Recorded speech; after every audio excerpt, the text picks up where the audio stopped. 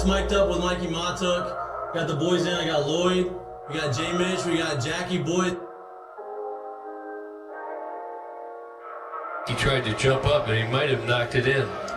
Good timing. Let's go. What a start to the Monday. I mean, I'm from Lafayette. My boys will come in and say, oh, God. So me and Joe on the ground, I got Joe in the headlock. And he's sitting there, he's punching me in the stomach, like, punching me. Here, is everyone sitting around, who here thinks Ochico can practice today after having 5 full beers? And he goes, Chad Jones, right? Chad's doing the team 6 minutes. For 7 minutes, right? Chad's like, no, man, I don't think Ochico can practice today. And I was like, I look back, I'm like, Jesus Christ. I saw you there. You were more fucked up than me. On the spirit plane had some issues, I think. She was sleep farting. You heard her or you just thought it was her? I sat right next to her. I smelled it. Whoa. What was that? Time for the show. I'm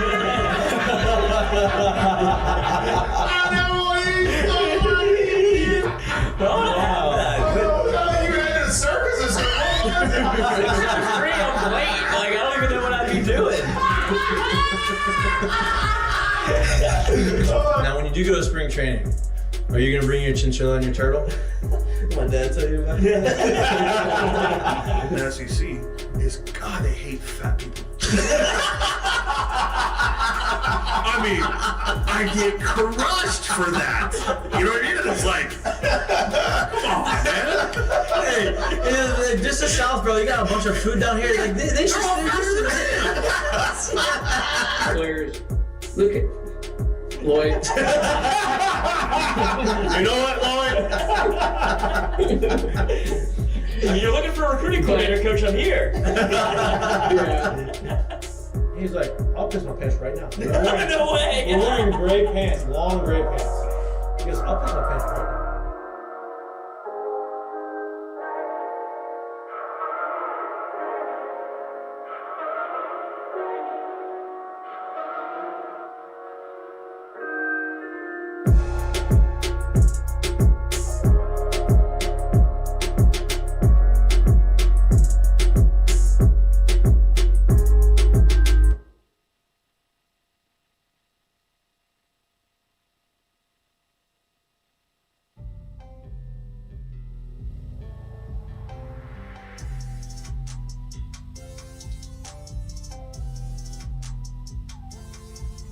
Hello. Welcome back to Mic'd Up. Today is Wednesday, December 27th. We are coming off a long holiday and maybe a little rusty.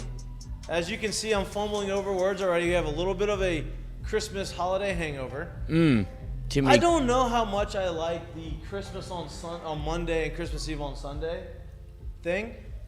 Obviously, you can't control when it falls. I'm not a huge fan of that because then the whole week feels like it's just non-existent, but you got to go and do the regular things. What holidays get to decide when they're... Thanksgiving's the only one. That's only on Thursday no matter what. Thursday, and then... Everybody else has Christmas to play is by like the calendar. The 25th, obviously, 24th, 25th. So it depends on when the month falls. Easter is any part of the, whenever Ash Wednesday is. That's when Mardi Gras changes, Easter changes. So you got Thanksgiving and Halloween. But Halloween changes too with the month. Thanksgiving is the only holiday that's a Thursday. It's going to be the last Thursday, second to last Thursday. Is it second to last Thursday? So you're saying why aren't they all like that, right? Thursday. Last Thursday of the month. Why don't they all just make them like a Friday? Who's stopping us? Well, the dates. That's what's stopping us. The dates, they are the holiday for a reason with those dates. So that's it. I'm not saying we need to change it. I'm just saying that... You're blaming Jesus Christ. I'm not a huge... No, I'm blaming the calendar. Oh. The way it moved changed all the time, I'm not a huge fan of that. Fault. It just makes the week seem, whatever. I agree. But we're back in here. We have a lot to talk about. Obviously, there's a lot of news that has circulated throughout the course of this last 5 or 6 days. The big news being Mike Denbrock leaving LSU, going back to Notre Dame. Not an upgrade. So for those of you that want to say, oh, this is a step up, or he thinks it's a step up, you're wrong. And we're going to get into that. I think that there's some other reasons. I don't think it was all based off of football. for him. I think there were some other reasons why he went. I don't know for a fact, but we're going to get into it and we're going to talk about it. There's also been some rumors circulating around Baton Rouge and around the college football world that if Jim Harbaugh takes the job in the NFL, wherever that may be, LA or Chicago or any of the other jobs that are probably going to open up at the end of the year, then Brian Kelly is going to take the Michigan job. I think that's a little early to say, oh, he is gone no matter what. But there has been multiple people that I have talked to that has brought that up to me. They have brought it up, and I'm like, what? One, I don't know if I 100% believe that. Would he entertain it? Maybe. But Then there's the why. Then there's the why. That's the big thing. Why would he go? It's not. I don't think it's a better job. It's not in a better conference. It is. Maybe it's a safer job for him. Maybe he's more comfortable in the Midwest. Is that considered Michigan's Midwest or North, right? It's Midwest, right? I mean, you're right next to Canada. Yeah, but the North is like the Northeast. I feel like people just think about like New York. Well, you have the North, you have the Northeast, you have the yeah, West. but like the top of California, I don't think people say that's like the North. I don't call it the North. Or like, I'll even go. This is Michigan I'm talking about. Yeah, Seattle, is that the North? Like, It's Northwest. I think it's just like Pacific Northwest. Pacific. Yeah, but it like becomes Pacific. Yeah, because it's on the Pacific Coast. Right. So this is still middle of the country, just northern. So what's above Michigan? Brian Kelly's paycheck, I guess. Listen, I think maybe he may be comfortable going back to the Midwest. I don't know. He may not be happy here in Baton Rouge. He may not just like. These are all the things that I'm speculating on why he would leave. I don't think it's based off just purely off job, right?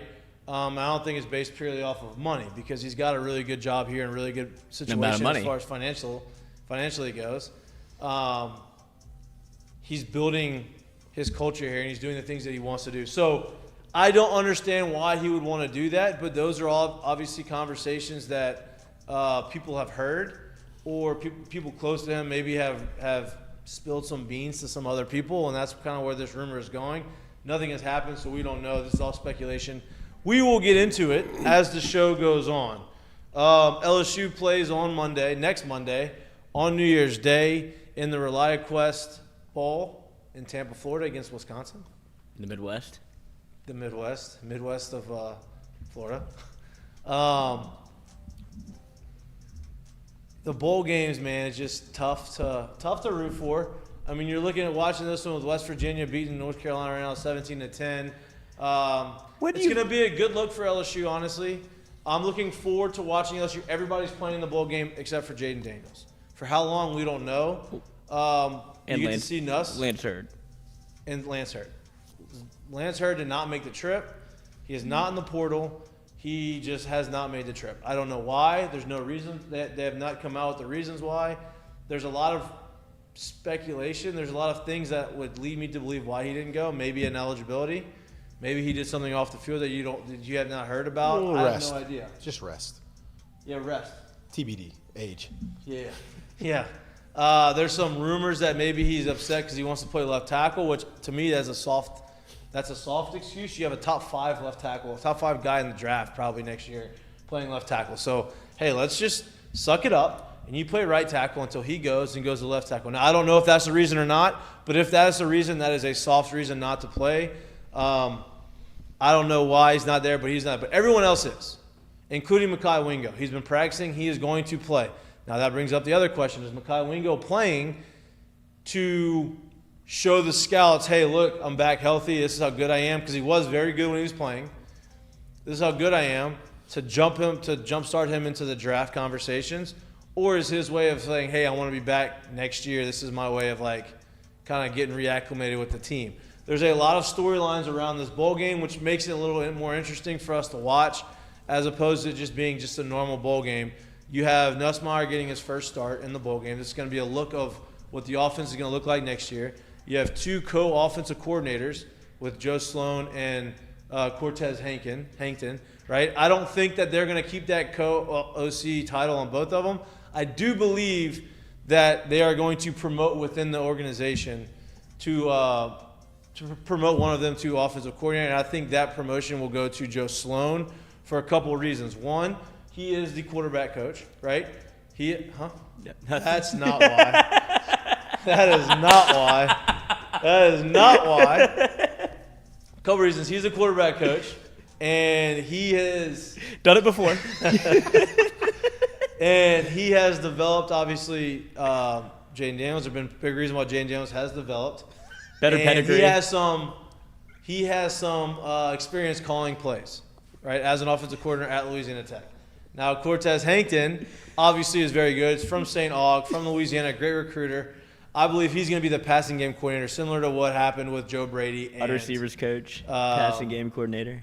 Yeah, similar to what happened with Joe Brady and what's his name?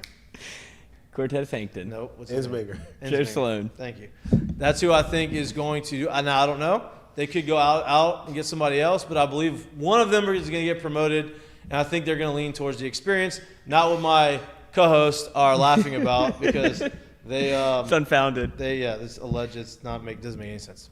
I would never do that. Breaking news. Or say that. Journalism. That's not who I am. Journalism. College football playoffs are also Monday night.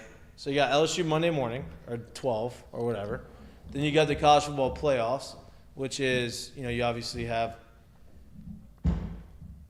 who plays first? Is it Michigan, Alabama first, or are they the last game?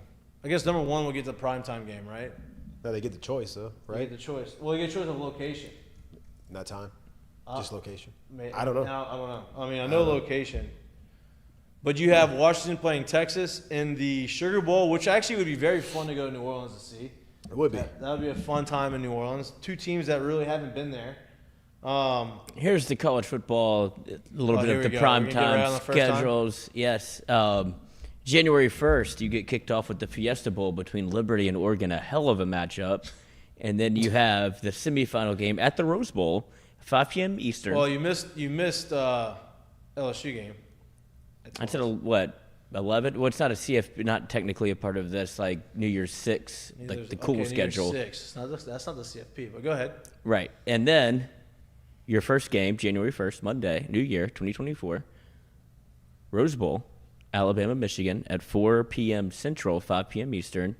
I don't know what. And then 8 p.m. is 8:45. yeah, because it's in Pasadena. No, that's the First Rose game Bowl. Oh, that's the one at 5. Yes. And then 8:45, 7:45 Central is the Wow, that's a All-State late Sugar Bowl game. in New Orleans. Those people are going to be Boy, Washington. That's a city to have it late, though. Washington that's a city to fans be do not late. stand a chance. No. But I love that they have a New Year's Day. Like, both playoff games are on New Year's Hey, Day, any right? chance that Harbaugh was trying to – this is a wild theory, but any chance that Harbaugh was like, hey, man, we got matched up with Alabama. I'm going to just go ahead on, call my movers up, get them on down there to Southern California because I'm not on the team playing back when we leave this thing. I mean, We get smacked. I'm not getting on that team playing back. I'll just go ahead and move into There's- the crib. listen. Announce me as the head coach in a couple of weeks. I still think he's going to wait and see if there's any other jobs opening. Yeah, In the NFL? from Southern California. Back at his other That's, home. that's an interesting choice to take instead of the game that's in your maybe his thought process was look, the Alabama people are That's closer why. to New That's what I Orleans think. to make them travel. That's what I think because they're used to playing that area. It's both travel well. It's easier travel for Alabama to get down there.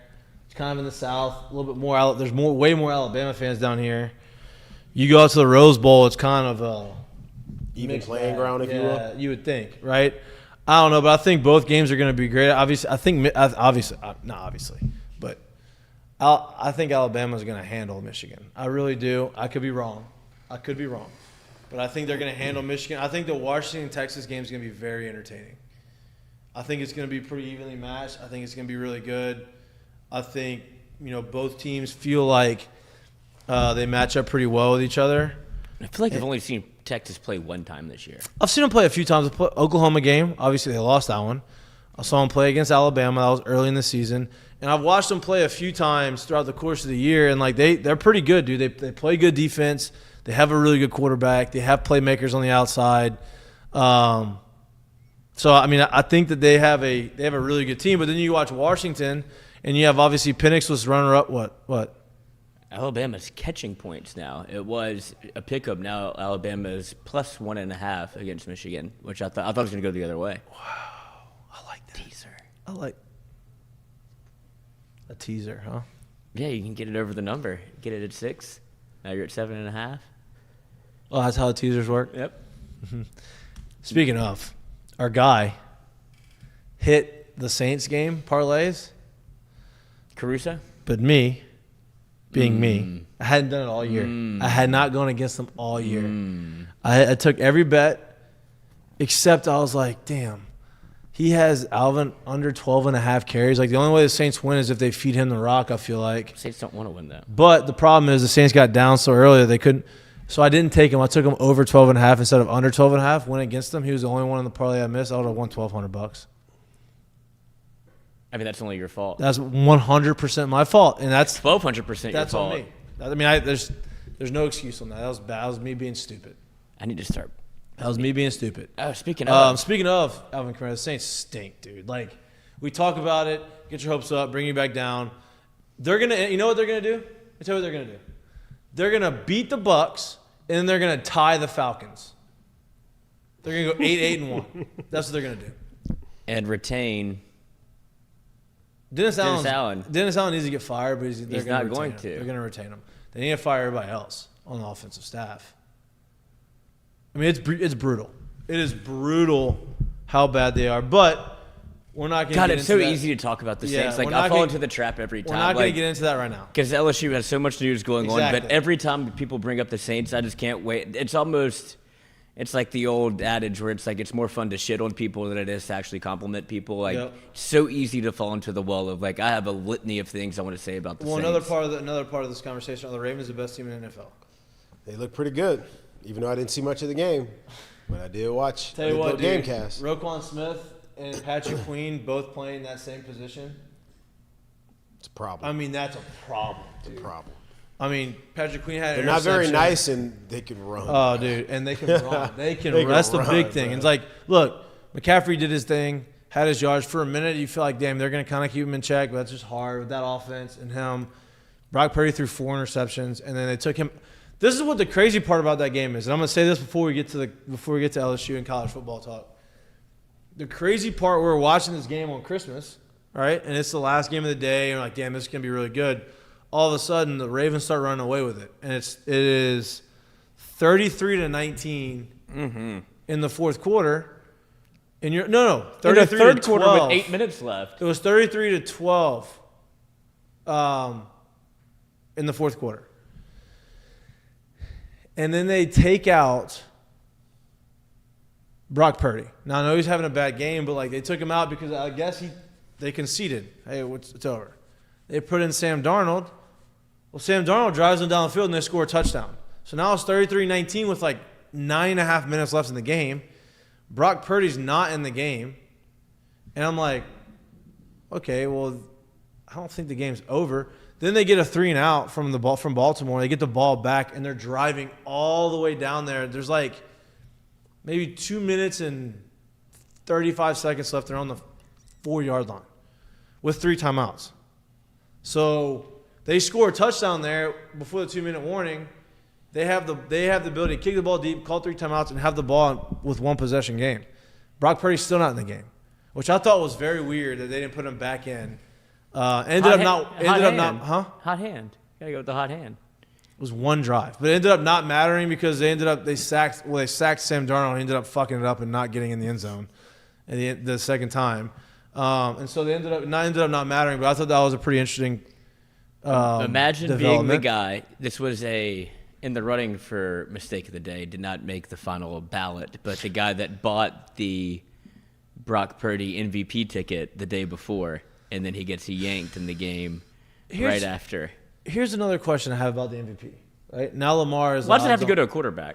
Right, Lamar's the odds-on favorite right now, -2 something now after that game. I think it's 200. Huh? I think it's an even 200. -200. I think so. Why is Tua not getting any conversation? I think because Tyreek should be getting the conversation. But he leads the league in passing touchdowns. Passing yards. I think passing touchdowns. I think completion. that's Purdy still leading the league in touchdowns. Is it? I think so. Passing yards, passing completion percentage, yards per attempts, all these crazy stats. Like he's 1, 2, or 3 in all these passing numbers, but he's not in the MVP conversation. Lamar Jackson is. Lamar Jackson's having a good year, but like compared to Lamar Jackson's MVP year, it's not. It's like half the year he had that year. So I don't understand why Tua's not getting the conversations. I think Christian McCaffrey honestly should win the MVP, but he's not going to. And Barry Sanders made a good point today. He actually said something? He tweeted and he said, I guess at Shannon Sharp.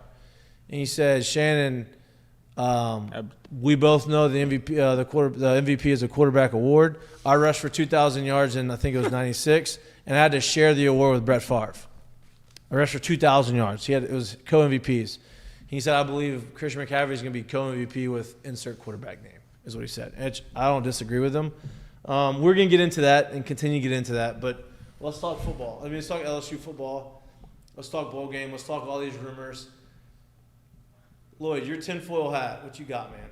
What do you think's going on? Why do you think Brian Which Kelly, one? It seems like a fire sale. Let's start with one that we know for sure. Denbrock gone.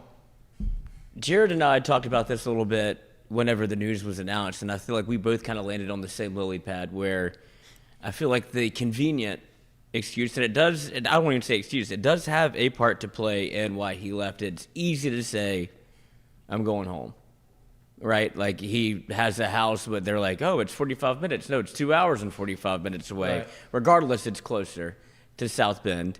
I feel like, and this is maybe just me, but that house hadn't been announced yet that he's staying or going.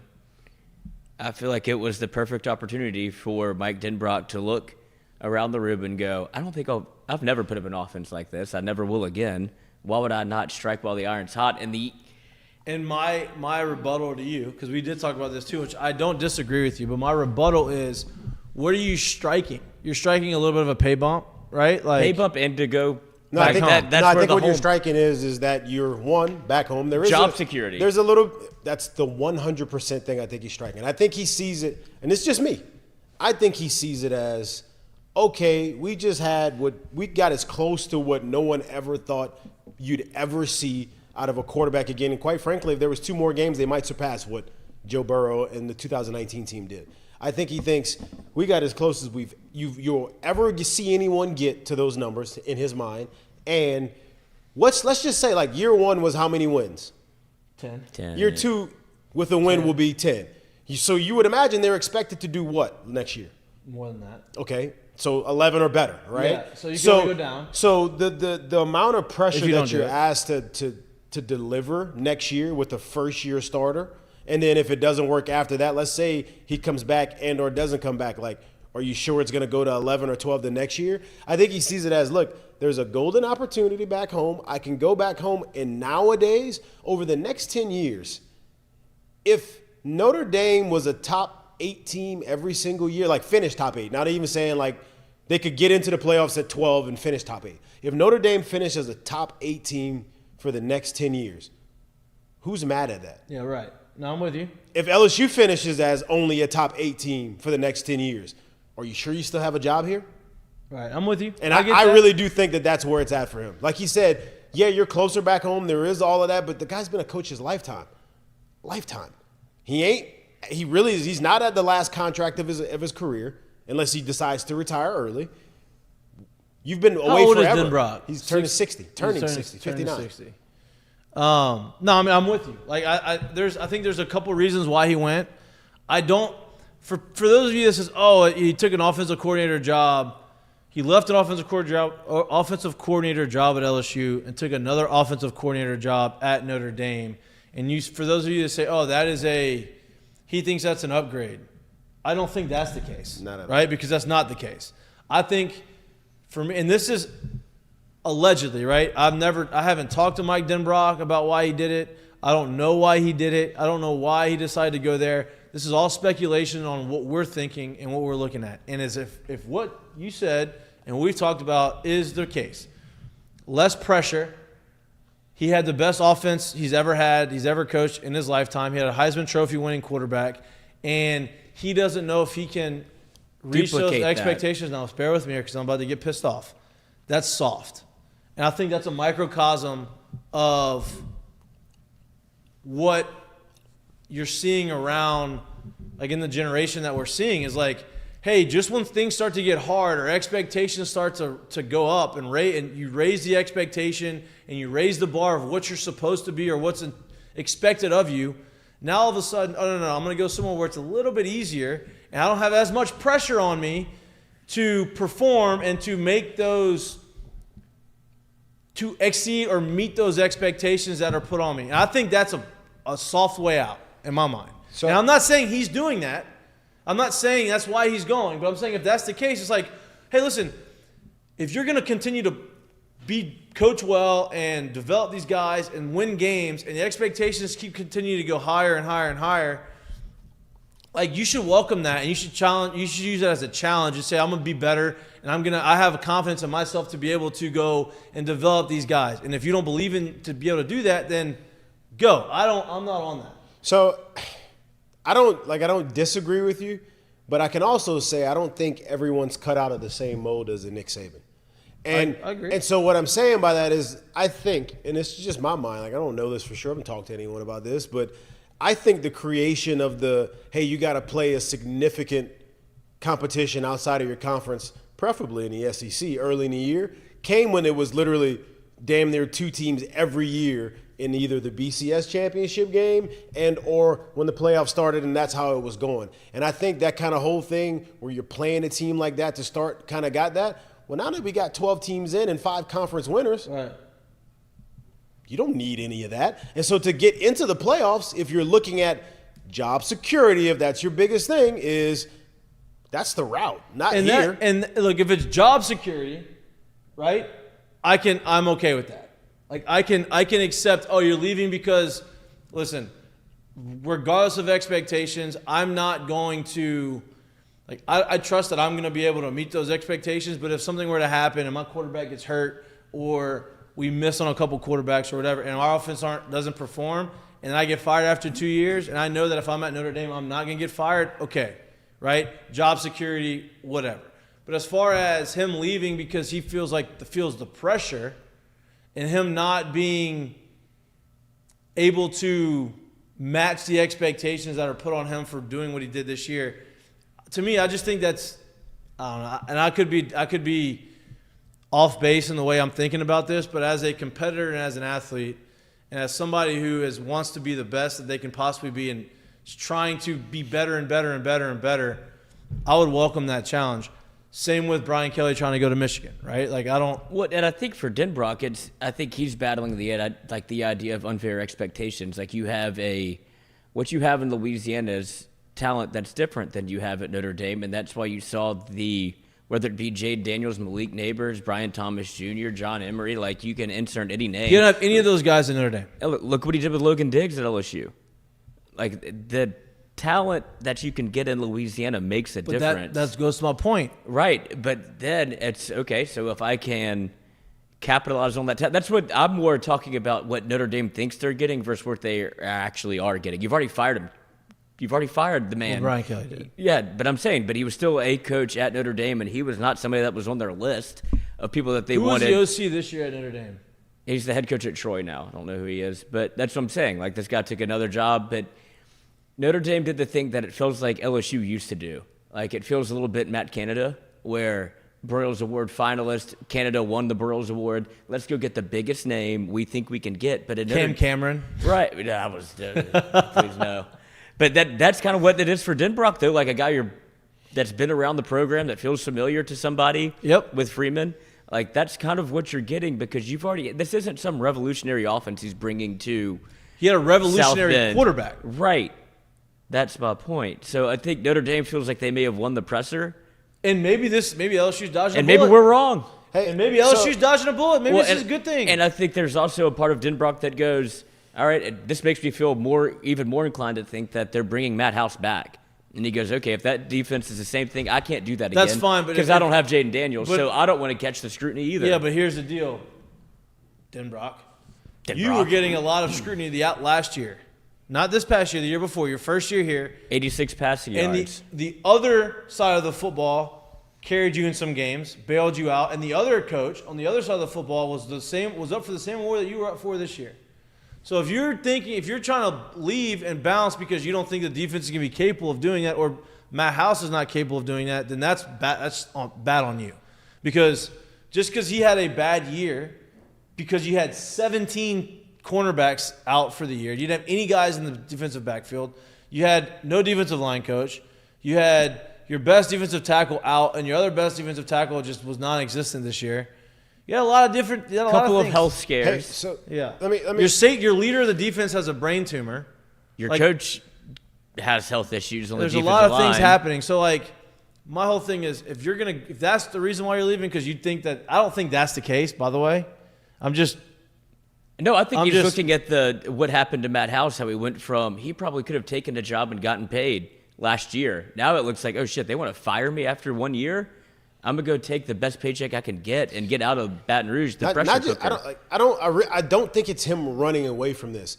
I have a little bit different thought than y'all do on these two things, and I guess I'll bring it to this. Let me try to tie this into it, which will be moving away from it a little bit, but not really. If over the next 3 years, let's just say over the next 3 years, the winner of the SEC is Texas, will you sit here and say, oh, that's an SEC team? Or could you really just say, wow, maybe Sarkisian was onto something already and he was already building a monster? My point to it is there is no longer I think for a little bit it was taboo, especially on the offensive side of it, to come into the SEC because of how good the defense was. And then the game changed where they started changing rules to where you had to be offensive, right? And then now I think everyone realized we got to get into the SEC. I think that's all out of here now that this thing's opened up to 12. And I think now you're going to start seeing people realistically, how much harder is it going to be for LSU or Alabama or Florida to go into Texas and take a kid and say, hey, you get to come play in the best competition? No, I'm with you. You can't anymore because they're already in the league. Right, same thing with Oklahoma. Same thing with Texas when it comes to saying, hey, that second best kid in Louisiana who's going to have to sit behind the rest of that roster, whoever they got there, you can come here and start if you want. So, there's an opportunity for all that to change, and they can go all of everywhere. So, I think that some of these coaches, I think some of these coaches see, I don't need to be in the SEC anymore or in this pressure cooker anymore when I could go make the same and or marginally the same, and there is nowhere near the same expectations, and I could do it basically at home now. I think that's kind of where he's at with this thing. And I think the whole mystique of the SEC, not to my liking, because for the longest I've always seen it as I know what this conference is. I think that may be changing, but we won't know this until years down the line. Right. And we don't know. This is all speculation on why he's leaving. He could go to Notre Dame. He can go to Notre Dame and stink. And it wouldn't matter. That's what I'm saying. And it wouldn't matter. Right. It'll probably take him a good 5 years to get whacked. Right. But my point is, we're looking at it That's now. where it's not we don't know. That makes it so easy for me to be I'm going to get the highest payday I've ever gotten. I'm not mad and that the pressure is less. I'm not mad. I'm just asking the question on why. Yeah. Right? That's why. Why is he going? What is the reason going? I don't think that there's turmoil within the program anymore. I don't think any of that's why he's gone. Right? I think he's leaving because of what you said. I think that part of being the proximity of being closer to home, that's part of it. Small part of it maybe, but a part of it. I think not having to deal with the pressure here, maybe job security.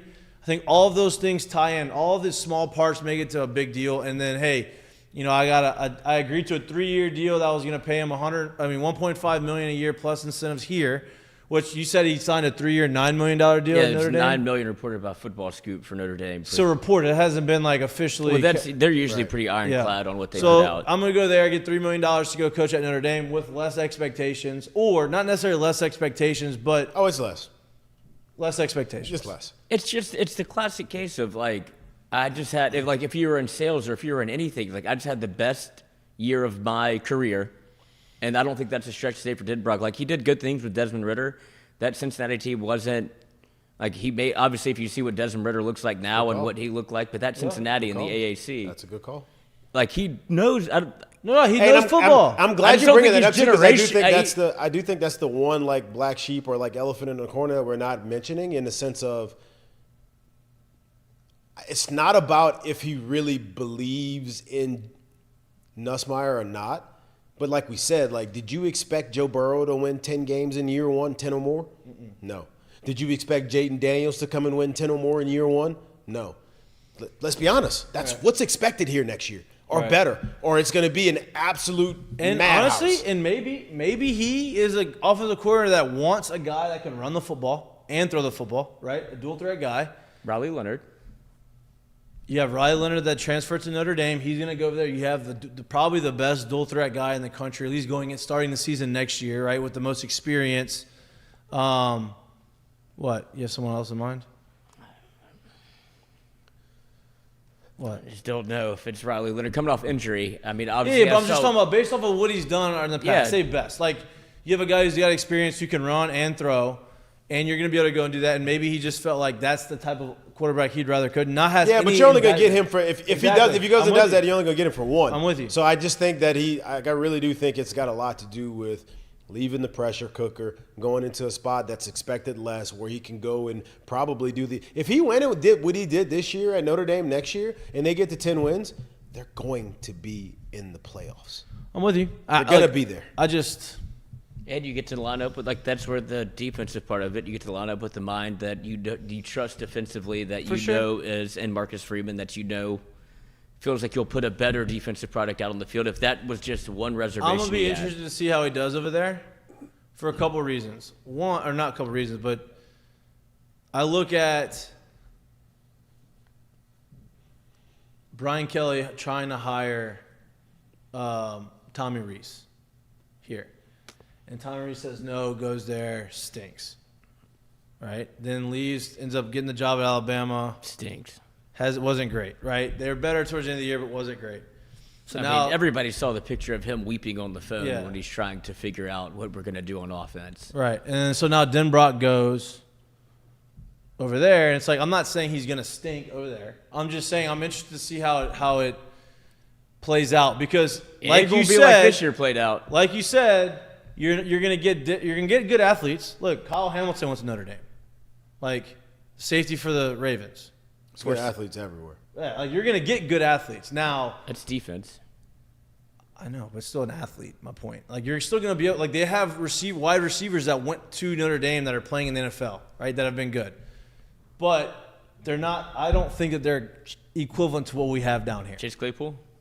Right? I mean, he was good for a little bit, not now. But, like, my point is, you have guys, they're not as many, and you don't have the type love of the athlete. tight ends. You don't have the type of athlete, is my point, that you have down here. But you're going to go up there and you're going to have some guys.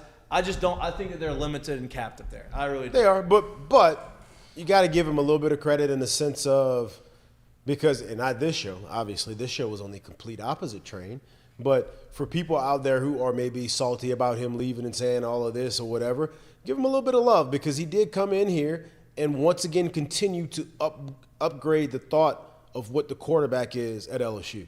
Not just the one-off in Joe Burrow. You were able to get Jaden in here and be a team captain, have a really good year, and was literally a borderline Heisman finalist last year, right? And then to actually win it this year, he has helped upgrade that room. No doubt. That's what I said. Not that this show has, but I know how our fans are, right? And I know there's some people that are literally probably throwing beers that can't believe he would ever leave this place. Listen, he did a lot to help this place in the short time that he was here, and you would imagine and hope that the next guy that you could bring in, which is what this machine usually is, can continue to keep that thing rolling, because there is some good guys that are signed on the team, that just signed, that's going to be on the team, and that they are actually looking at still and trying to bring in to that room in the near future. Yeah. And that's where you get into the conversation about what you look at the bowl game. This is why I think LSU is one of the more interesting ones of kind of anybody. The most interesting bowl game that doesn't count. Right. Kind of thing. You know what I mean? Florida State, Georgia. Boy, we're going to get into that one. We're not there yet. I know. But, like, LSU, even if you're a casual observer, I would feel like you're still a little bit interested just to see, okay, you have a brand new I'm interested. offensive coordinator, and then you have a new quarterback. Like, you have a litany of things where it's not people opting out. It is the opposite, where you have Jay Daniels is out, obviously. Like, there's no reason for him to play. But then you get to see Nussmeier with a full I guess, cavalry of weapons for who knows how long, because Malik and Brian Thomas are both going to play. I don't think they play for the entire game, but you get to see what Garrett Nussmeier looks like for the first time, literally the first time he is preparing as a starter. Yeah, and the offense is going to be tweaked, which I'm looking forward to. Not necessarily exactly. I'm looking forward to seeing how Garrett plays, but I'm also looking forward to seeing what the offense, like how it's structured. What are they trying to do? What is the basis of this offense? Like, what are they? Where it's going to be? What about Jaden that makes you think it would be? I don't think it's going to look that different. Jaden we talked about this earlier, where he only had I believe 25 or 18 scheduled run plays. No, I know, but they had a lot more of the I think you can read still option. do You may that. still do it. You may still have it. It's just not going to be. I think it was a lot more of that in his first year. Yeah, but you also don't have the threat of run. That was part of what? Wilson Alexander said this morning that Garrett Nussmeier topped out at 21 miles per hour, and I was just floored. I've been saying that Garrett Nussmeier can run. He's not Peyton Manning. You know what I mean? He's not. Right, he's he's not got a a little guy, wiggle. He's not Tom Brady who's just going to sit in the pocket He's and not not Jay run. Daniels. I think he's more Joe Burrow as far as how he can run. So you can kind of keep some of those same core tenets. Exactly. I believe it. I just think that 21's quick. Fuck yeah, it's quick. That's what I'm saying. I don't know how inflated that is, but if we could get him at Michael Scott 18 on the speedometer, then I'm okay with that. Listen, as far as you don't think it's going to change, I don't think it's going to look a whole lot different right now. But at the end of the day, Jaden can't throw the ball much better than what Jaden threw it this year. But the arm talent is still different with Nuss. Different than most quarterbacks in the country, right? His arm talent's a little bit different, right? There's probably some throws from one hash to the other side of the field that are going to be made, not necessarily that are always going to be made, or good ideas. But I'm just curious to see how they utilize it, or honestly, more about how you're going to keep him in check and keep him on schedule and keep him in rhythm, as opposed to him just trying to sling it around the field all the time. I think that's where unnecessarily. You probably get and that's why I want to see almost. Obviously, I want to see Malik get the record. I mean, he's playing for a reason. It feels like it's more than that. The first drive of the game. Right, and honestly, I would like to see him take my ball and go home after that. Same with Brian Thomas, because I want to see what this new version of LSU would look like. And this is assuming Brian Thomas is leaving, which I feel like is a fair assumption. But I want to see what this whole 2020 receiver course. Yes. Receiving core, the 2022. So you had Brown and Parker and those guys, right? Yeah, Shelton Sampson. And then you have Pimpton. All of the guys that are going to what the offense will look like next year. Yeah. I want to see that as soon as possible, just to see what it looks like, especially with, I guess, co-OCs. And that's a whole nother conversation of what you do after that, because if they lay a fucking egg, then it's going to be, do we go to a national search? Because it will be a one-game sample size to an extent. Yeah, that's hard, because they haven't had. I mean, they have 3 weeks, 2 weeks as the OCs. I think if you're doing a national search, it starts before the game even starts. Yeah, honestly, no doubt. Well, and I wonder how long that they've known from an LSU perspective. True. Because you definitely would you say that they're good? We don't have to go outside of LSU. We're not looking at anybody else that could be an offensive coordinator at LSU, because. Would I say that right now? Yeah. I mean, yeah. If you could go get Garrett Riley. Which one of them's been an OC before? Joe Sloan. Sloan has. He saw plays at La Tech before. Which one of them's been an OC before? He was an OC at Tech. That's not enough. Well, and that's my point. I'm not disagreeing, but you asked who's been My point is I think the job here, because of the scrutiny, because of the pressure cooker that it is, it takes more of a, not just you did it a year or two at La Tech or something. And I'm not saying you got to be the absolute rock star, but I need somebody who has some real experience in real big situations. I agree. And look, I don't know what he's like in those situations, as far as when the game's on the line and things are happening and him calling plays and being able to get in there and be able to communicate. That's a big thing. It's not about how smart you are as an offensive coordinator, how much you can develop guys, or any of that. That's part of it. That's the quarterback coach part of it. Right. But the other part of it is, hey, you can be as smart as you want, Look at what Joe Brady did when he went to the NFL. It was hard. It's hard when you're the only guy in the booth calling the plays, play after play after play after play after play, and you have to get in there quickly, and you have your mind has to. When Joe did it in the NFL, that was his first time doing what? Calling plays. I know what I'm saying. At the highest level you could possibly at that do it. level. No, that was the first time he called the plays. It was. I mean, It was. No, every time for sure. Yeah. But I think anybody you could have hired Vince Lombardi and put him in the booth at that Carolina Panthers situation, and I don't disagree with that either. But my whole thing is like, look at he him had now. a comfort level with him at LSU. Yes, you have With somebody Ensminger. a soundboard. And Ensminger has done it. He did it for a long time. and that's not Ensminger fair. had success here as an offensive coordinator before Joe Brady even got here. Absolutely. And that's not fair for you to say that too, because now you're just debunking what he's doing in Buffalo right now as well. Where you could literally sit here and say, "Hey man, y'all got Diggs, y'all got Cook, y'all got the biggest and best arm there is as a quarterback. Y'all suck on offense right now." And then you get rid of the guy that was there, and you insert Joe, and now they're balling. Yep. So you kind of debunking the same statement when you say, "Well, anybody could have did it. Well, anybody should be doing it in Buffalo too." But anybody wasn't doing it. So Joe Ken learned Dorsey got something fired because he wasn't doing good exactly. enough.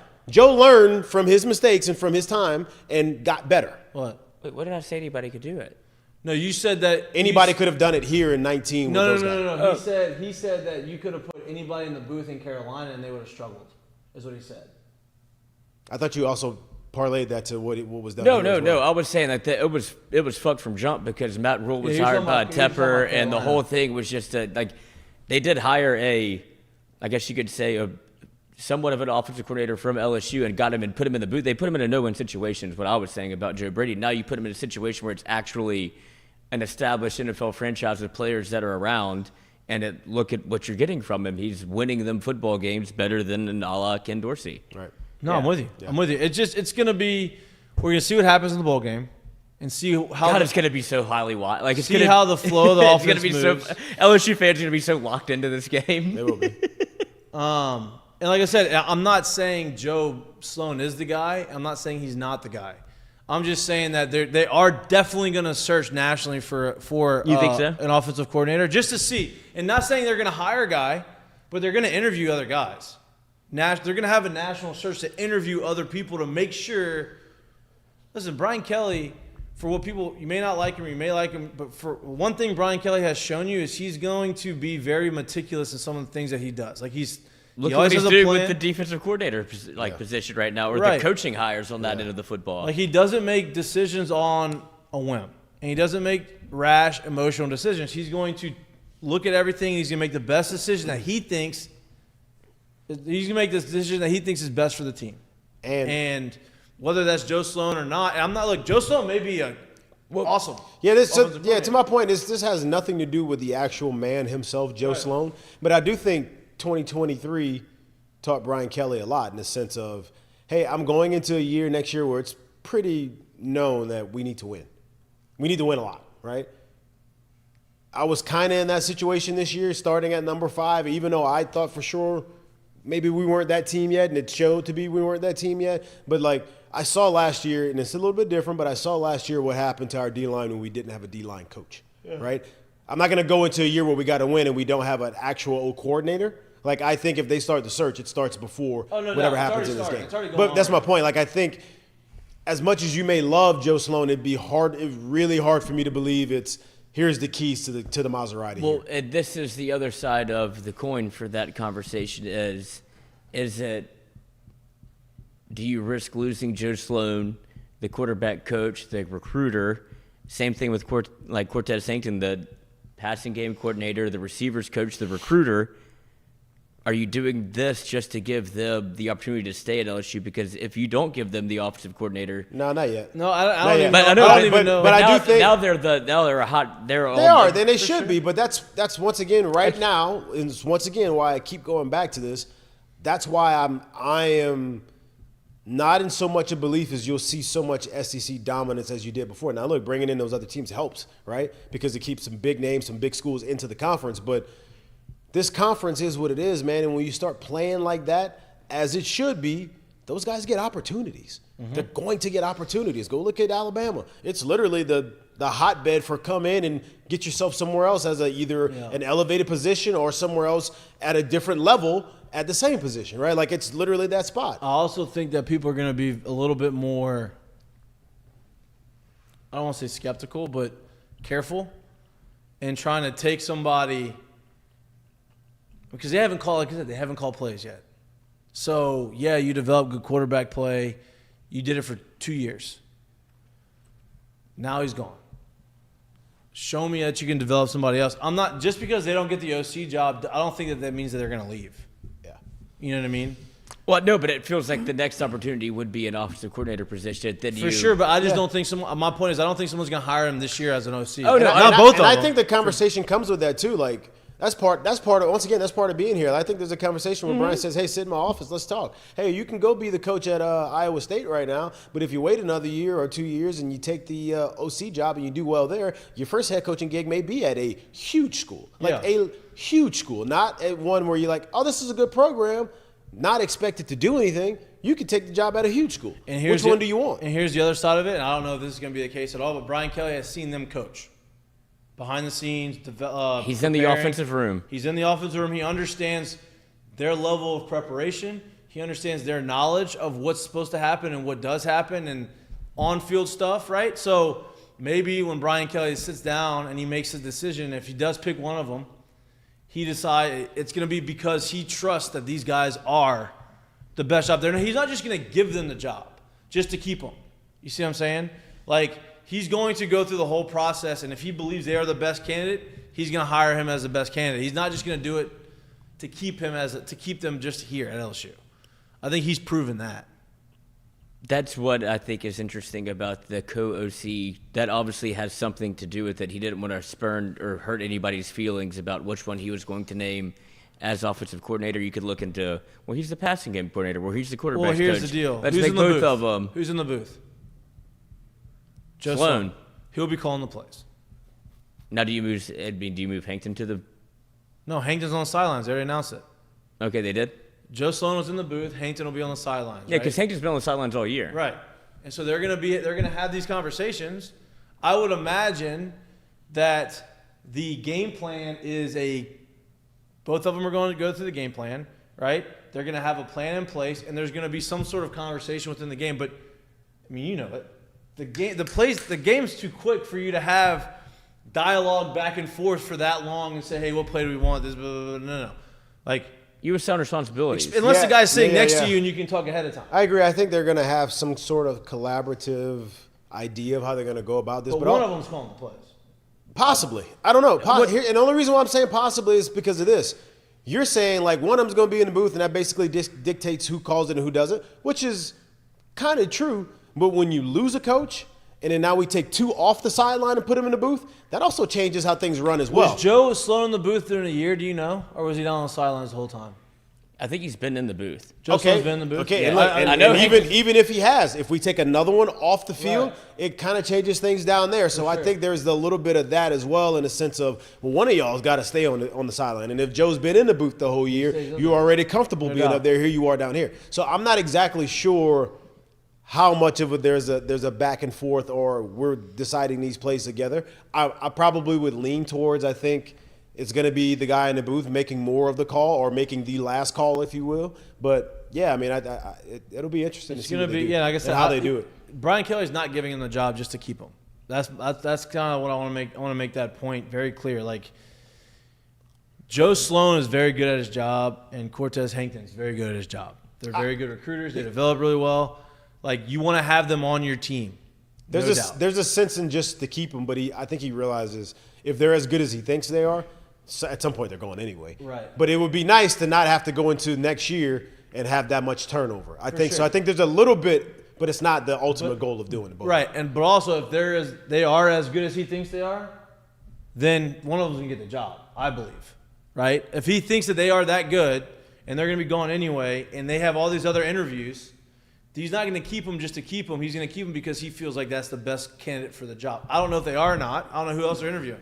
They could go interview someone else and give them that job and be the guy. Cam Cameron. Matt Canada is open. I personally don't think one of them is going to be the guy, but I do think there is something to be said, and there's probably a little bit more of an opportunity for one of them to be the guy, being that the guy that's going to be your quarterback has been in your system, and it's going to be year 3, but year 1 as a starter. I do think that's going to that could probably help their case more than anything. Yeah, because do you want to bring in a whole new one for this new offense? With the Their guy new you've been- new lingo. I don't know if they'll mesh. Like that's a lot. But if you can get a guy that's really, really, really, really, really good and has done this for a while, whether it's a rock star name or not, or you're just able to pluck somebody from somewhere, I think that's possible too. The other part of this that is more probably fan driven because it's never actually written in stone is people are terrified of the recruiting because you have a semi firm commitment from the number one quarterback in the country. That's the other thing. I don't think he was committing to Denbrock. No, Joe Sloan's the recruiter on the quarterback position. That's what I'm saying. But So that's the part where you're like, do I sacrifice a little? Are we gonna get him? I had this sneaky suspicion he's gonna end up at Alabama, which would stink. That's just the old you coming out.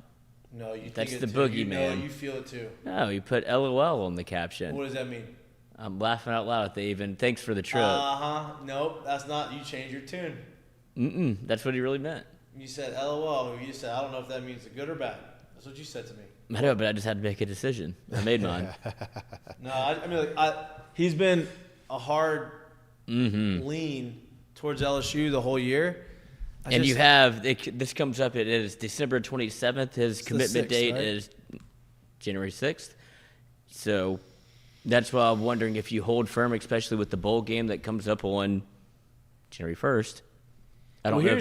Here's the other thing too. Because that's why I don't think they want to shake up the room like that. But here's the other thing that But if you put up 10 against Wisconsin, I don't think that's gonna happen either. Here's the other thing, right? They know that there's coaching changes imminent on the defensive side. At least we would hope, right? And that's been the rumor. I think Brian Kelly has hinted at that. the whole time we've been talking about they're going to shake up the offensive side of the football that just set records and keep the defense pat. Yeah, right. But Brian Kelly's basically like, we're going to evaluate and make some changes. He's been talking about Denbrock the whole time.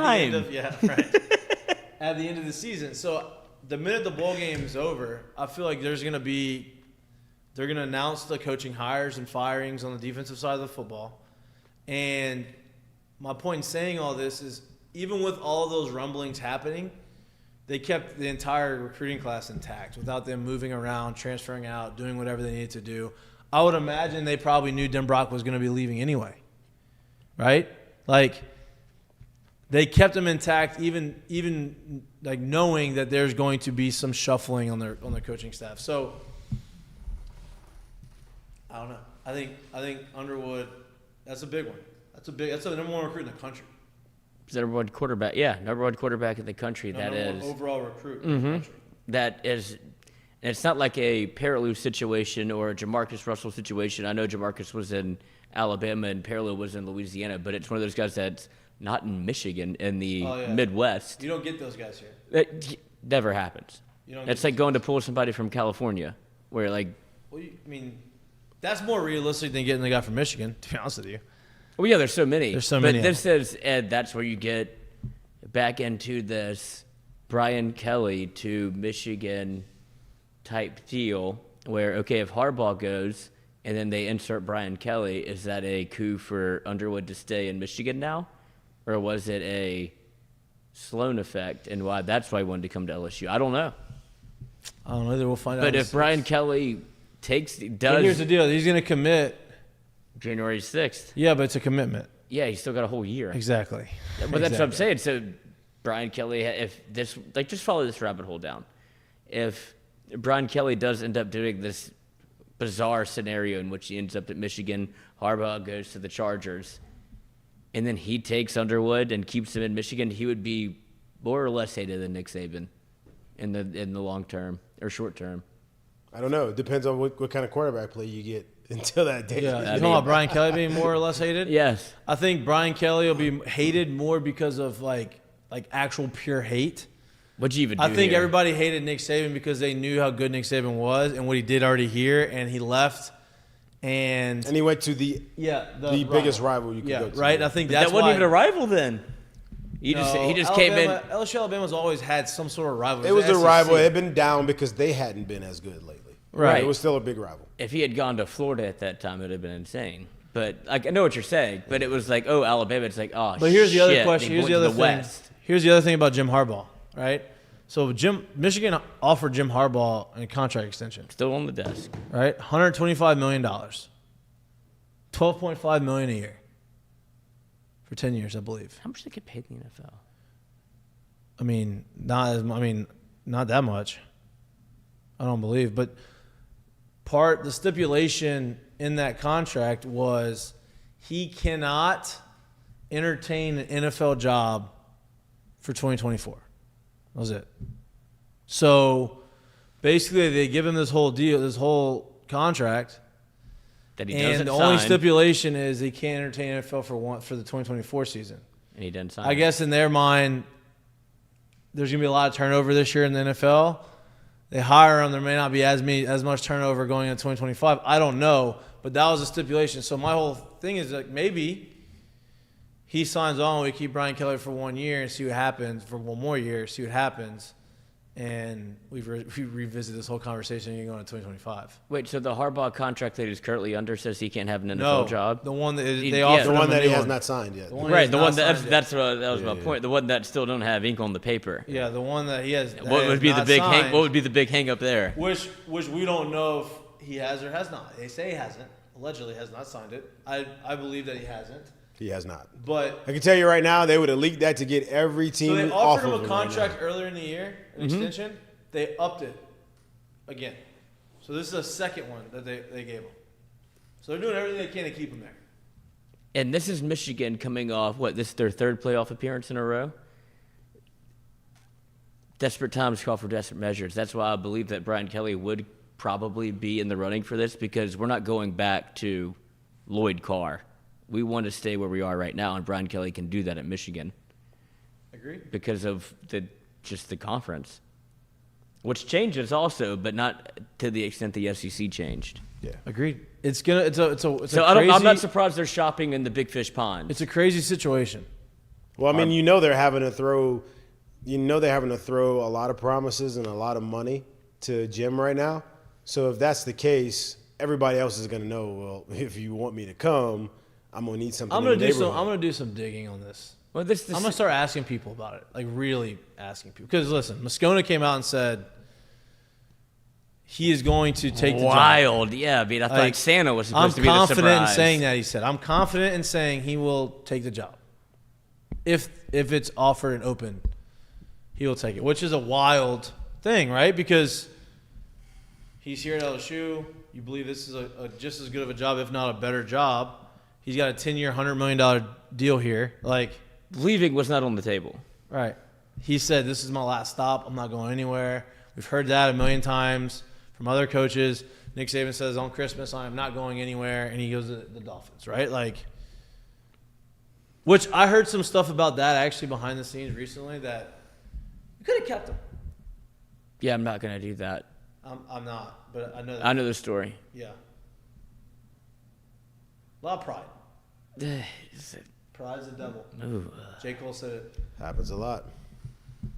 J. Cole has a song about it. Given that scenario, there should have been, hey, don't unpack your bags. Why don't you go on back up to where you came from? You can come on home. But even, never mind. We're not getting to that. It hurts my feelings. Even after he left, I want to come back. I know. Like, not that long. All right. Well, you're about to say something before I brought that up. You're about to say something before I brought that I mean, up. we've talked about it before on air, but I just don't. I can't do that to my guy. I forgot because that hurt so bad because it should have been so easy to be like, hey, kick rocks. Because there's the rumors of Kirby Smart going to the Falcons, and if they get placed in a similar scenario, if you're Georgia, if that happens and he's like, hey, I want to come back, don't make the same mistake. Is LSU Kirby made. Smart an NFL guy, though? I don't think so, but I think it tickles everybody. The way... Wouldn't it? I mean, it's just like, how much more can I do? Then I just got fucked by the college football playoff. And it's like, okay, this is stupid. At least let me go to Yeah, but the you won't get fucked anymore. You don't know that because we don't know what's going to happen. But I at do know least that. go. If he has the same year next year, he's in the playoff every year. If he loses one game every year, he's in the playoffs. Yeah, LSU would not be in the playoffs. That's what I'm saying. I don't know if No, you had 3 losses. They shouldn't be. schedule got a little bit harder next year. I understand that, but 3 losses, you shouldn't be in the playoff. Yeah, but I'm saying for Kirby Smart, it's not going to be you played the East the entire time and played one game against the West and lost. You're going to go play in the NFL against NFL teams. Like, the schedule there is hard, too. I mean, right, like, but at least that's it, in my world of what, or at least my train of thought, it has like a set, like you know that you're in or you're out. Like you understand like the bylines and how the whole thing works. If you're Kirby Smart, you look around and go, I lost one game to a playoff team and I'm this out. year, yeah, but 12-team playoffs different. Right. It'll be different. But it also won't be as easy I think for he's a him. college guy. I'm not I saying think he's a he can't college coach, guy too, but I'm not saying he can't coach the NFL, but I don't know if know. that rah-rah plays. and I don't know if Kirby's as much rah-rah as more like I mean, He just has college energy. Dan Campbell, it's pretty rah-rah. It worked. And it worked. First time in 30 years they won the I think Kirby's cut more from the mold of Nick than you ever thought, which he may be a college guy, but I just don't see him as someone that's not at all interested in it. No, right. I think he's definitely interested. So, which if he's But- interested, there could be a possibility that he tests the waters at some And point. this is Arthur Blank we're talking about. I don't think it's this year, but at some point. Well, if it could be this year because I don't know what Arthur Smith is, the coach. I don't know how much. When you lose 9-7 to the Panthers, it feels like you're pretty much on hot water. And when you In have hot water. your 5th overall pick and he doesn't get to play in that game, really, at all. They're saving him. Yeah. For the next Saints. coach. For the next coach. The last game of the season. You know, that's Wait. exactly what's going to happen, right? Oh, he's going to go for The Saints are going to 35 carries. The Saints are going to beat the Bucs on Sunday, Baker. and they're going to lose to the Falcons last game of the season, and the Bucs are going in. Isn't it the Bucs last game of the year? Falcons and Bucs. No, they play the Bucs this Sunday. New Year's Eve, remember? Tampa. Saints play Tampa New Year's Eve. Oh, yeah, and then January. the game on the 1st. That makes sense. Yeah, I don't know. I will say this. This past weekend at my house for Christmas, Allie had all of her friends, her high school friends. We had a brunch at our house on Saturday. It was a long weekend. We had brunch at our house on Saturday. How long did that last? The brunch went from 10:30 and then the last person left at 6:30. All right, so it was a long day. So we had that at the house, right, which is fun. We had a great time. Then on Sunday we had Christmas Eve, which her family came to our house. Christmas Day was my family at our house. So our house was being worn down for 3 days. Now, on that Saturday though, you know, because of our good sponsors, Heineken Silver, my fridge outside is stocked. You've seen it, stocked full of Heineken Silver, and like there's so much that it's hard to drink it all because I don't drink beer every day. Contrary to And popular belief. all of her friends' husbands and Crush. boyfriends started pulling out the Heineken Silver, and they're like, "Oh my god, like, I'm not a fan of Heineken. But Heineken, these are good." I'm like, "Yes, Heineken Silver. Do you have the whole?" No, they're light beers. They're a version of Michelob, right? 95 calories, 4% alcohol, and very good. And they kept pounding. I'm like, I got a lot more. That's where how that you came end up from. there until 6 p.m. That's how you know. Shout out to our A friends little at beer Heineken Silver. mosa. Huh? A little beer mosa to start your I morning had off. mimosas. I had some mimosas. I know, but you could go Then I had a Heineken. spiked hot chocolate, which was fire. Oh, see, I'm on the espresso martinis now. Well, I don't have a espresso maker. Oh, me either. It's just when I, Do you? yeah. We've been I cutting do some like ads. espresso martinis. Yes. I do like espresso I martinis. start my day with one and end my day with one. Well, that doesn't sound like much of an end of a day. I can tell you Wow. that. You start your day with an espresso martini. It's coffee. Thanks, Lloyd. I didn't know what espresso was. It's also alcohol. Well, But it's coffee. but it's coffee. It's the best of both worlds. And then a Heineken Silver. What y'all got on the semifinal predictions? I got Bama, Texas. I definitely have Georgia. Rematch in the finals. I got Georgia beating Great. Florida State. I got great game Florida. Go ahead. in the what is it? Washington and Texas game, and I got a drubbing in the other one. I think Alabama's- Texas. I think Texas is going to beat the brakes off Washington. See, maybe, but I don't see. They're the You think Michigan Alabama's close? I want to say no, but the fact that the spread went up I don't know. to where Alabama's favored confuses I me. mean, is Michigan's defense that real? Right? Because they're really good. But here's the deal: there's 4 of the top 10 defenses in the country go. I feel like you're just It's because the Big Ten offenses stink. Yeah. So like, Iowa's in the top 10 of defense. Michigan, Ohio State, and Penn State, all of them. All the Penn State's offense. Stinks. you also have to play Iowa's offense. Ohio State's offense stunk this year. Michigan's offense, probably the best out of all of them, but still not great. Iowa's god awful. So there's a reason why their defenses, defenses are good. But like, come on. No. Yeah, I agree. I don't know what the 1.5 is. It feels like a trap bet, but I'm taking Alabama. I already took them. I'm taking a money line, no I don't. doubt. Yeah. Oh yeah. You could get the 1.5 does you no good, I'm taking money line. especially with all the turmoil in Michigan. Money line. You have 2 head coaches right now, I got Alabama money line. and no Connor Stallions. No Connor Stallions. 1 offensive touchdown since Connor Stallions been suspended or kicked off the team. Kicked off, fired. Kicked off the team. And you had Nick Saban add a former Michigan linebackers coach to their staff. I know him. Lebanese guy. Oh, I was at. He is. He was at Ole Miss for a minute. He played football at Ole Miss. yeah. You need to tell Pete. He's from Jacksonville. Tell Pete to cool out. No, they're doing it. I know. They're doing it. Tell him stop. They're doing it. Lane Kiffin, adapt or die. He's adapting. what else coach. you gonna do? No doubt. Die. Or come to LSU. That's the problem. Now you got 2 teams real close to Baton Rouge that are really trying to get it. Now we've done a really good job keeping people here the last couple of years, even with Pete there. But if Ole Miss keeps Where's winning, he from? Hammond? Hammond, America? If you are LSU and Brian Kelly does leave, who's on your short list? Lane. But I don't know if he's going to leave Ole Miss. And then you could bring Pete with you. I think Pete would get if we brought Lane, I think Pete would take a head coach job somewhere. Maybe he would be at Ole Miss. You? I don't know. It's a really good question. I mean, LSU is notorious though for going outside of the conference, so I think right. you would find something like that. Dan. And Dan Lanning, he's taking an Alabama job whenever the I know that because if we get him, he's going to go there. And then that's 2 coaches we've had at LSU go to Alabama. But if Brian Kelly leaves, huh? What? Somebody can save it. Get recompense. If Brian Kelly leaves, you have Scott's gonna go out and try to get. You saw what he did with Brian Kelly. That's what I'm saying. It feels like it'd be a huge fish again. It would be, I think, because if he leaves, that means Harbaugh. they're not on the hook for the dollars. In this situation, so yeah, it would. I think it would be another huge. That's the other thing. If the school's got to pay a buyout to fire a coach that high, there needs to be a buyout from other schools to come and poach that guy, not just $2 million.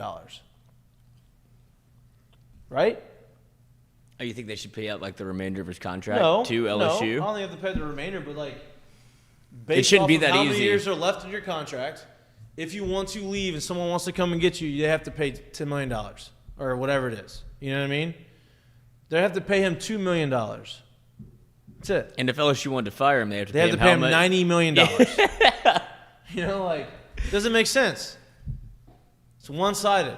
Well, I guess it's probably set up because the land of opportunity, where it's you're going to a bigger job, but in this case, it feels like a lateral move, if not a step down. But the thing is, there's also no rules on that, and let's be honest, what coach is going to set the precedent and sign into a contract that says, well, if you want to leave and No you doubt. change the job before, you're going to have to. They're That going to have to retainer pay me. fee. Do you think the coach is going to be like, Well, I yeah, I'll think- sign that? No, I think there I'm should good. be let's say you sign a 10-year deal, right? Hey, if you want to leave after year 1, if you don't get fired, which you're not because you signed a big buyout. If you want to leave after 1 year to go to another school without any circumstances extenuating circumstances, right? Family, whatever it is. The buyout needs to Sounds be. like something you could finagle around. Okay, so let's just say no circumstances. If you want to leave after Non-compete. If you want to leave after non-compete, like every other business. If you want to leave after year 1, buyout is X. X amount of your contract, percentage of your contract. Okay, year 2 goes down, year 3 goes down. After year 4, let's say you sign a 10-year deal. After year 4, your buyout is now very minimal, right? Until you sign the extension, right? Hey, you want to go and win, and you want the extension, you want job security, cool. Well, you sign the extension, but here's your buyout clause as well. Did Chip Kelly spend some Christmas at your house or something? Like, y'all been talking about this whole do away with the NCAA thing and let's go into a full commissioner league? I'm good with It that. sounds like you've been really on this thing a little bit further than that. No, I have not talked to him, but I think that's. But If we ever got to that, this is no longer NCAA. what? That's What, out. coaches having buyouts? Oh yeah, that's no longer. I mean, they already NCAA. have buyouts. Just the school has to buy them out if they want to fire them. So it's only one-sided right now. I know, but you're basically capping because now if that happens, I guarantee you the contract that they're getting offered, it won't be as large. If the schools are going to have to buy, everybody have to pay them $10 million to get them out of there too. All right, well let's go ahead and shave off $2 million each year for the next 5. That's how they're going to do it. That's what I'm saying. I know, but my point is if you think you're going to get a coach to sign that, No, I'm with it's you. no longer I'm under with the you NCAA. on that. I don't That's think the out. coaches are going to Yeah, sign that. that's But my my point is like that's the system's flawed in the sense of contracts. My point is if we ever got to that, there's no more NCAA football. This is Minor league. yeah. There's well, that's no what it more. already is. That. Yeah, but it's literally going to be that. They will not be attached. But what is to, that? But why does that change what's going on right now? in Because college that's something football? that would have to be some kind of a bargaining with a commissioner that comes in to set. Set what? Who do you think's going to set that right now? That's my point. Like, why isn't that set already? But that doesn't come from the commissioner. I mean, who set the buyouts? With the contracts got set up with the agents negotiated with the colleges to have the buyouts for their coaches if they get fired. So who's going to? All right. So right now under the current system, Enforce. who's going to negotiate? I'm not disagreeing with that. I understand that nobody's going to sign it. I'm just saying that's like if you're going to have a buyout on one side, like to protect the schools. Okay, so that I 100. I agree That's with not that. like collective bargaining. That's just I'm not saying there's a negotiating. collective bargaining. I'm saying under the current system is you'll never get coaches. I agree. So then how is it going to happen then? It's not. I'm not saying it is going to happen. I know I'm just it's saying not. that it just I know, needs but to my happen. point is Like, if it that would did- it makes sense. Yeah, but if Because it if you did- have a buyout on one side, you need to have a buyout on the other side. Like, because Brian Kelly has a buyout. Like, Michigan has to pay LSU $2 million to get him if they wanted him, right? $2 million though. If LSU wanted to get rid of Brian Kelly because they were over him, they didn't think he was a good fit, they have to pay him $80 million. That's my point. I'm not saying that it's going to be like I'm not saying it's going to happen. Yeah, I'm understand just what both- putting out what's happening, like what actually is going on. And what Jared's saying is, I think, something that is probably the biggest elephant in the room is like this whole NCAA thing. Oh, Is, no doubt. It's falling like wall by wall. For sure. It would be a complete uniform change, No basically, doubt. in the sense of It needs to someone happen comes anyway. in and puts all kind of firewalls and into all of these systems to kind of curtail the. Yeah, you need a structure. It Like, needs to as- happen anyway. Yeah. There needs to be a structure. Even me, big non-structure guy, what you're seeing at the college level is insane. Absolutely. It's not college football anymore. Walter Nolan is going to Ole Miss. What's that? Because you get paid. Right. Yeah, they're all getting paid. That's And not, now- I mean, that's not like, oh my God. No, it changed. but that Like, leads me to, okay, there's one that just got a huge payday from A&M as a freshman, takes his next move to Ole Miss for a huge payday. Now there's no transfer limit to how many times you can move from school to school. All for right. right now. They're going to lose that in court. Like that's just the way that the NCAA is set up. It's a sham. You're going to have somebody doubt. that I goes understand. from 3 teams in 3 years that could be a quarterback that could win 3 different championships at 3 different schools. Yep. And you're like, this isn't fun really at all. And you turn trades off. Right. On Madden. And that's why there needs to be a change in the system. Because And of they're that. not even close. No. No. No. And I'm not saying any coach is going to sign that. I'm just saying if you're looking at it at an economic standpoint, it makes sense. Yeah. But Right? Like, there's hey, nobody to enforce we have to it. pay you. We don't like you. We don't think you're a good fit. You don't like it here. You don't think it's a good fit. You go get another job. They're going to pay $2 million to keep you. No problem. I think that's the best word too. All I was saying is that if that were to happen, that means that you would have to input an enforcer. So I think that's the only way. The commissioner of college football needs to be it needs to be like the NCAA needs to just boom, and whoever's running it is now you're the commissioner of the NCAA, and that's whatever you want to name it, right? The college football playoff commissioner, right?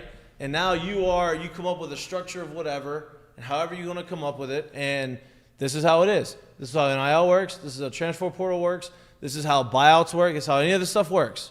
And Now, that's going to be you have to have everybody sign on with it. Now, that's the other part. That's the other problem, because you're not – problem with comparing it to the NFL and college is these are still universities, right, run by universities. In the NFL, these are owners that own the team. So that is where It's almost impossible. That is where the separation happens, because now the owners is a business on one side.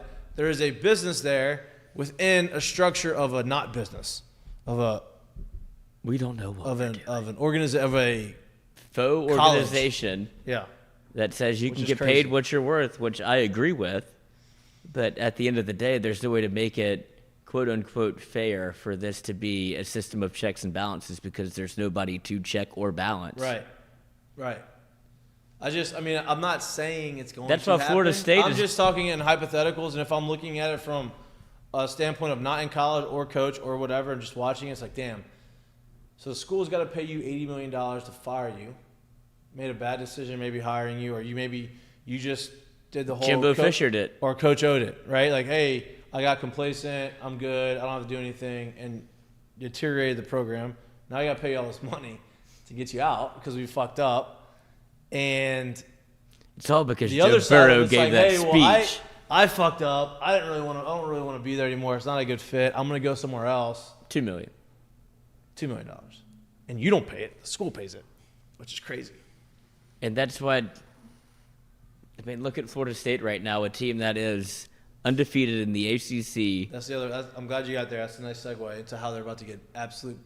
One, they have nobody playing, and everybody's transferring. So people opted out for the bowl game, and people are transferring out of an undefeated undefeated Florida State, and they're about to get curb stomped by Georgia, who's not happy that they're not in the bowl game.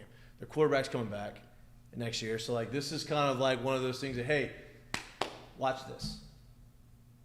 Let me beat you 75-0, and we'll end up as the number 4 team in the country, and we'll go into next year ranked number. What do you think 3. the spread is? For that game, 17.5 points. 22.5. 19. Right in between both of us. Uh-huh. That's pretty good. 19 points. For an undefeated ACC champion and a one-loss And that's not SEC. But that's what not I'm saying. This is indicative of the conferences. That's indicative of who's not playing for well, them. that's where And the quarterback being out. right. Oh yeah. Well, and their backup quarterback's out too. He hit the portal. The one who had the concussion? Mm-hmm. He hit the portal? They're playing Yeah, their that's the point. Not only are people going to the draft and announcing for the draft, people are opting out that aren't. transferring. No, they're not even transferring. They just opted out of the bowl game. Does that say anything to the Well, I feel culture like there? they're all transferring. If they opted out, they're transferring. No, some it's not all of them, but we looked it up this morning. Some of them are just opting out of the bowl game. I heard Mike Norvell opted out. Yeah, he opted out as soon as Should. I'm not None of coaching. these guys are playing. I'm not coaching. We're boycotting. let Jimbo coach it. That's crazy. Wow.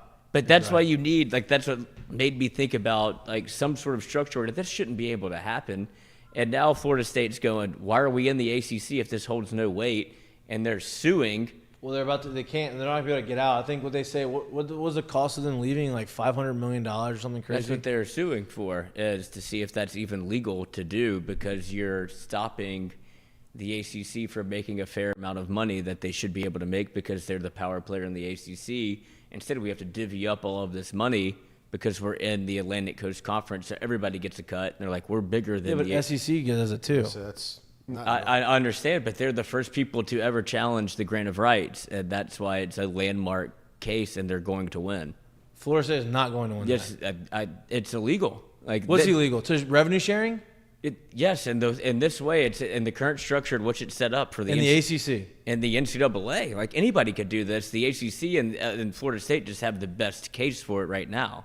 Yeah, but Why, if LSU went to court and said, "Why am I splitting my money with Vanderbilt?" Or if Alabama did the same thing, would not people rule and be like, Vanderbilt doesn't deserve any of this football money? What'd they do?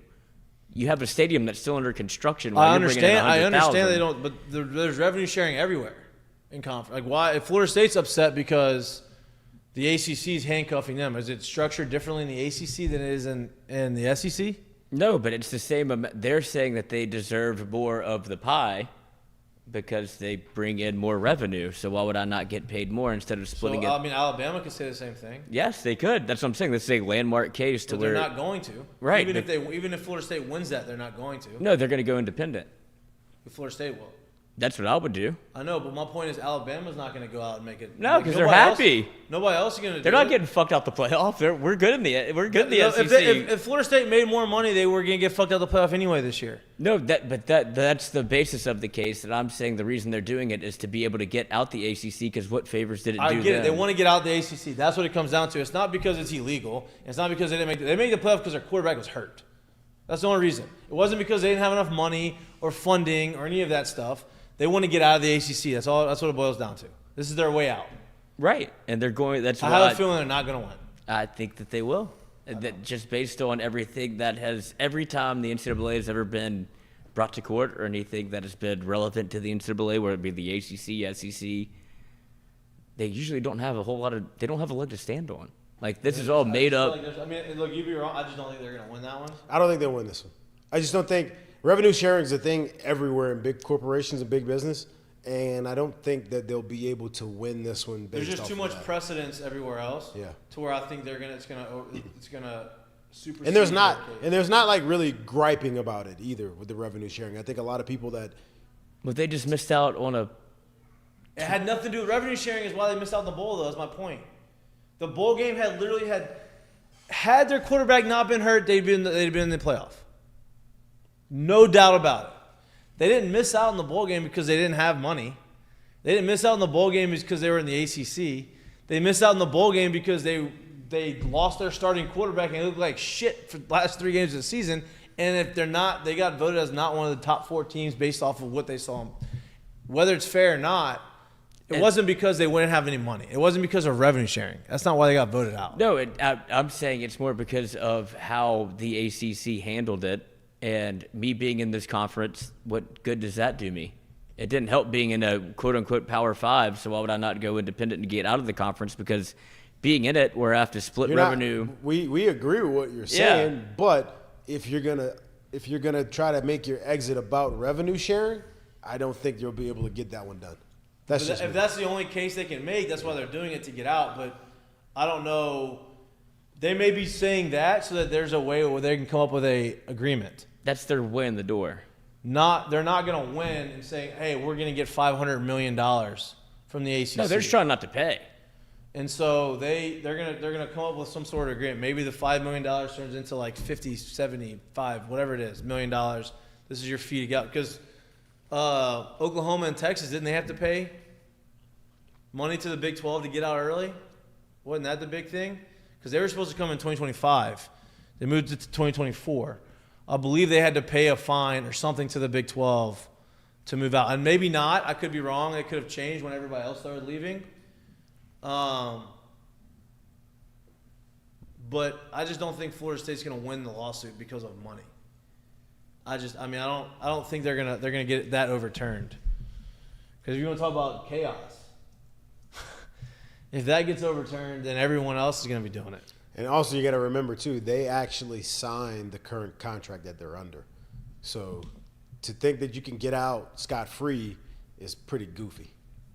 Yeah. Oh, I don't think they're trying to get out scot-free. I think it's more of trying to get out for a lesser number that's actually and that may not be them winning. Like, they're not going to get – I mean, they may just – I mean, ACC's doing everything they may settle, but they ain't winning ACC's doing everything they can to keep the ACC intact. They don't want Florida State leaving the ACC. Right? And they shouldn't.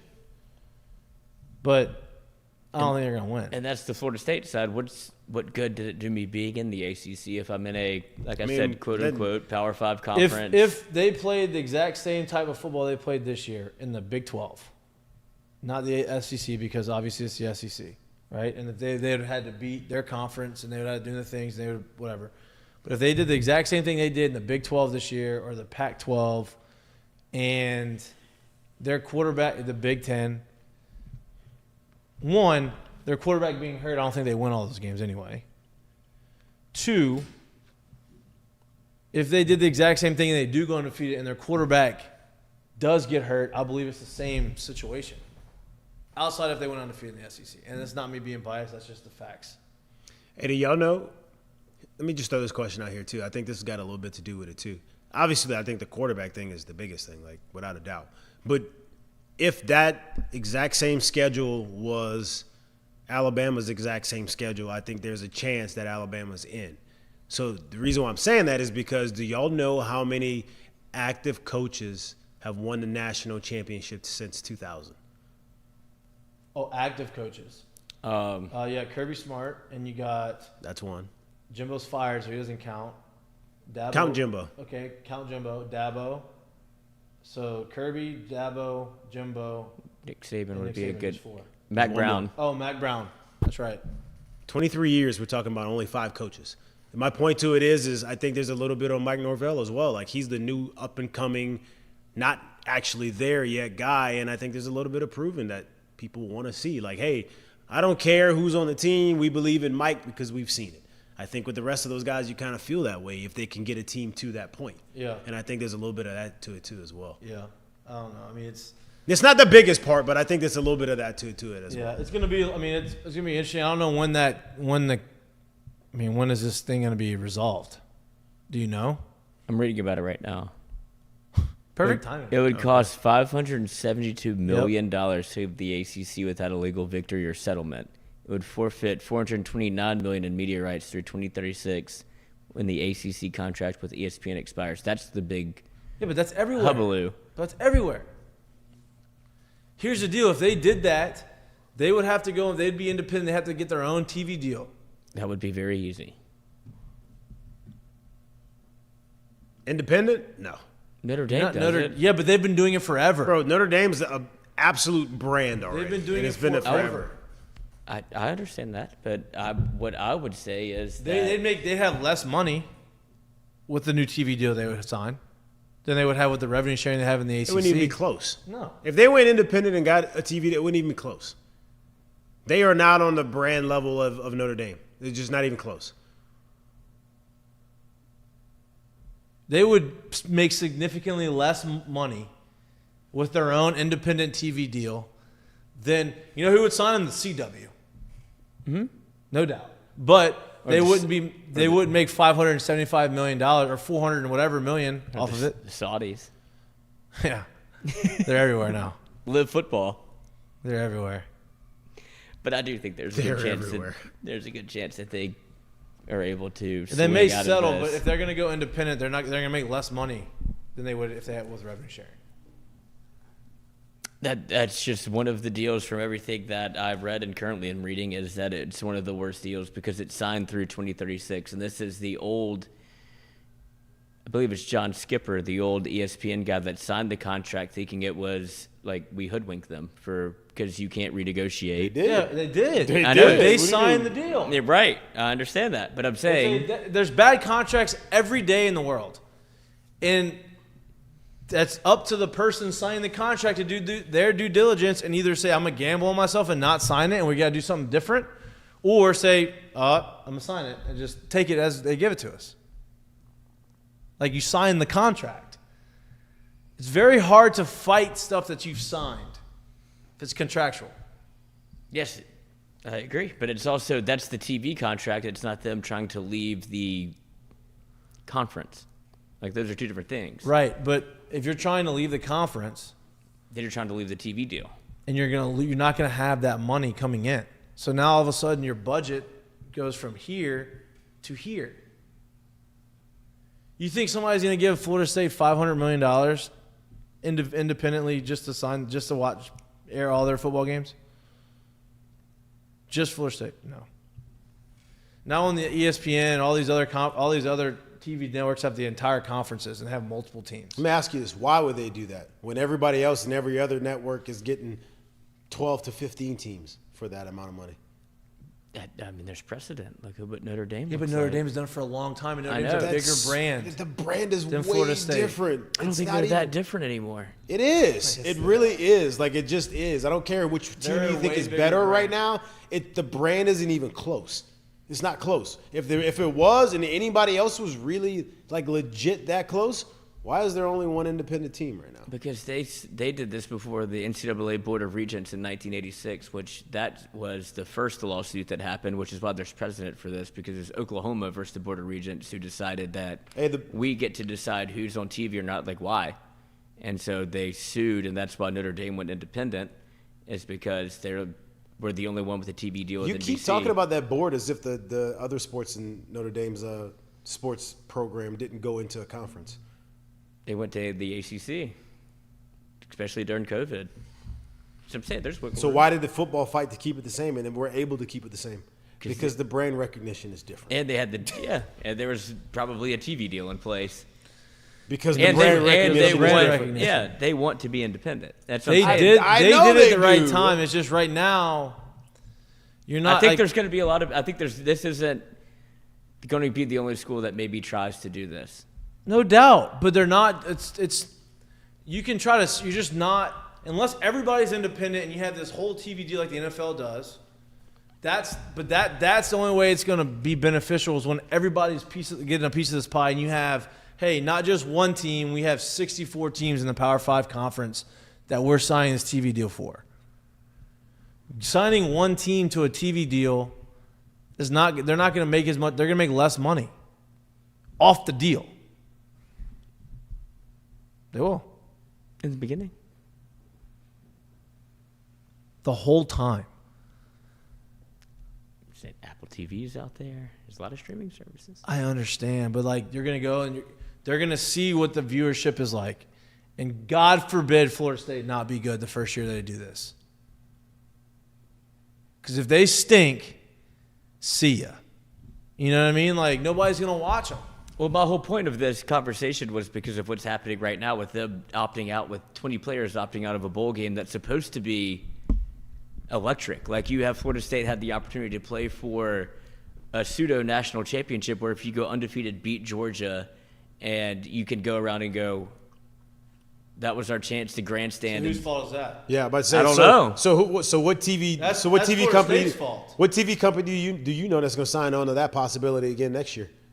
Well, I think that's what part of the deal is, right? Like, it feels like the ACC didn't do enough for them to be able Coach, to get. if they're 13th next year, because you're literally saying, okay, well they got to be undefeated again. If they're 13th next year and all those guys opt out, do you think those TVs are paying for that? Whether Florida State could have been independent this year, and the same situation would have happened to them.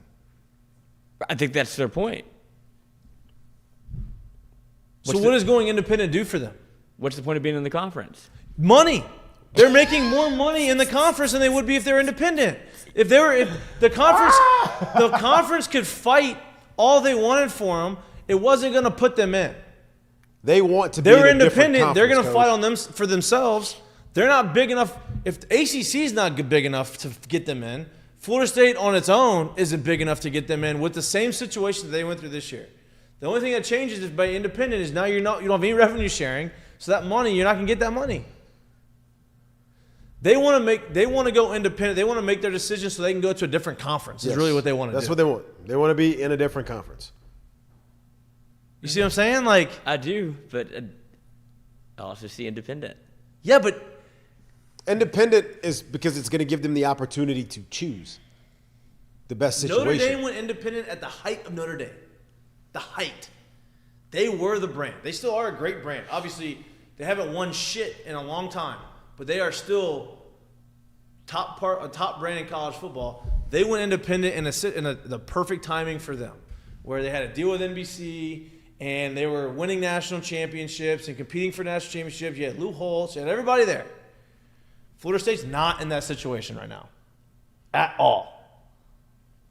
You know what I mean? Like, I agree. I'm just saying I'm not kowtowing for. I think. No, that I know, Florida State, but I'm I'm just saying what they're probably thinking in terms of, okay, why would I revenue share if I'm the best player in the ACC when I can go independent and play whatever schedule I want? No, they want to revenue share. You're basically banking on saying that they're going to go undefeated. why every year. why does somebody pay more taxes because they make all this money? They've been very successful. They have to pay more taxes. Ask Shohei.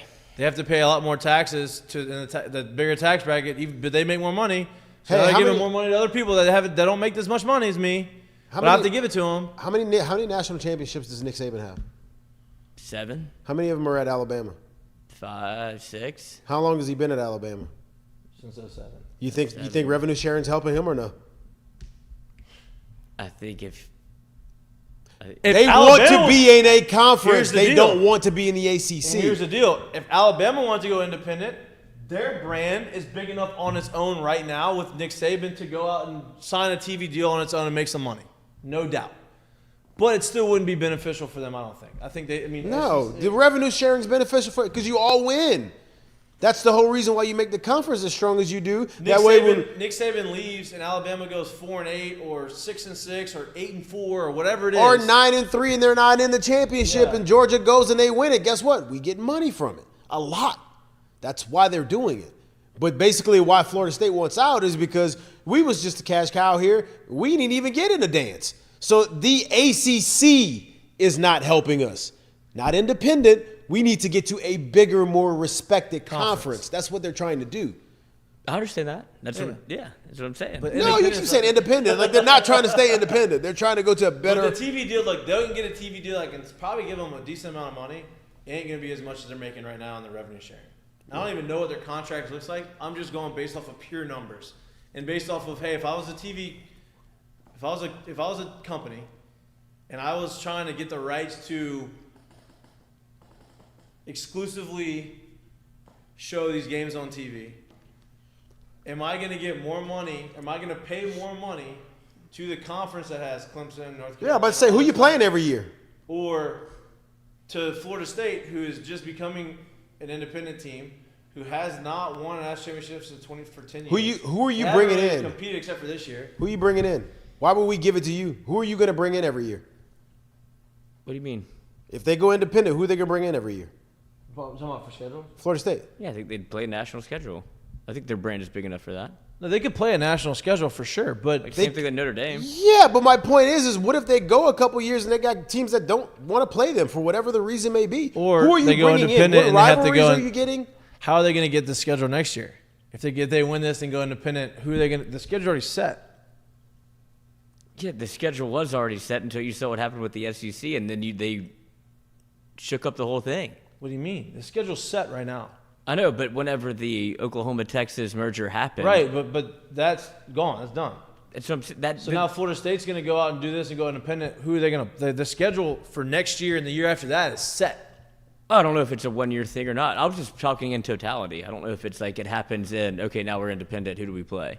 That's what would happen. Yeah, I think it would. No, I think. You think the ACC pretty important in the deal. You think the ACC is going to say, "Oh, you sued us. You want to leave the conference? Come play all our teams. Yeah, come play all the teams." No, I don't think they'd play. Yeah, I don't think they'd play anybody in the ACC. But there's a bunch of teams that would probably take you. Who? I mean, but how? But who? That's my point. They would I don't take know. them. Everybody else's schedules are set. I'm not boo. I don't know. I know, but they would take them.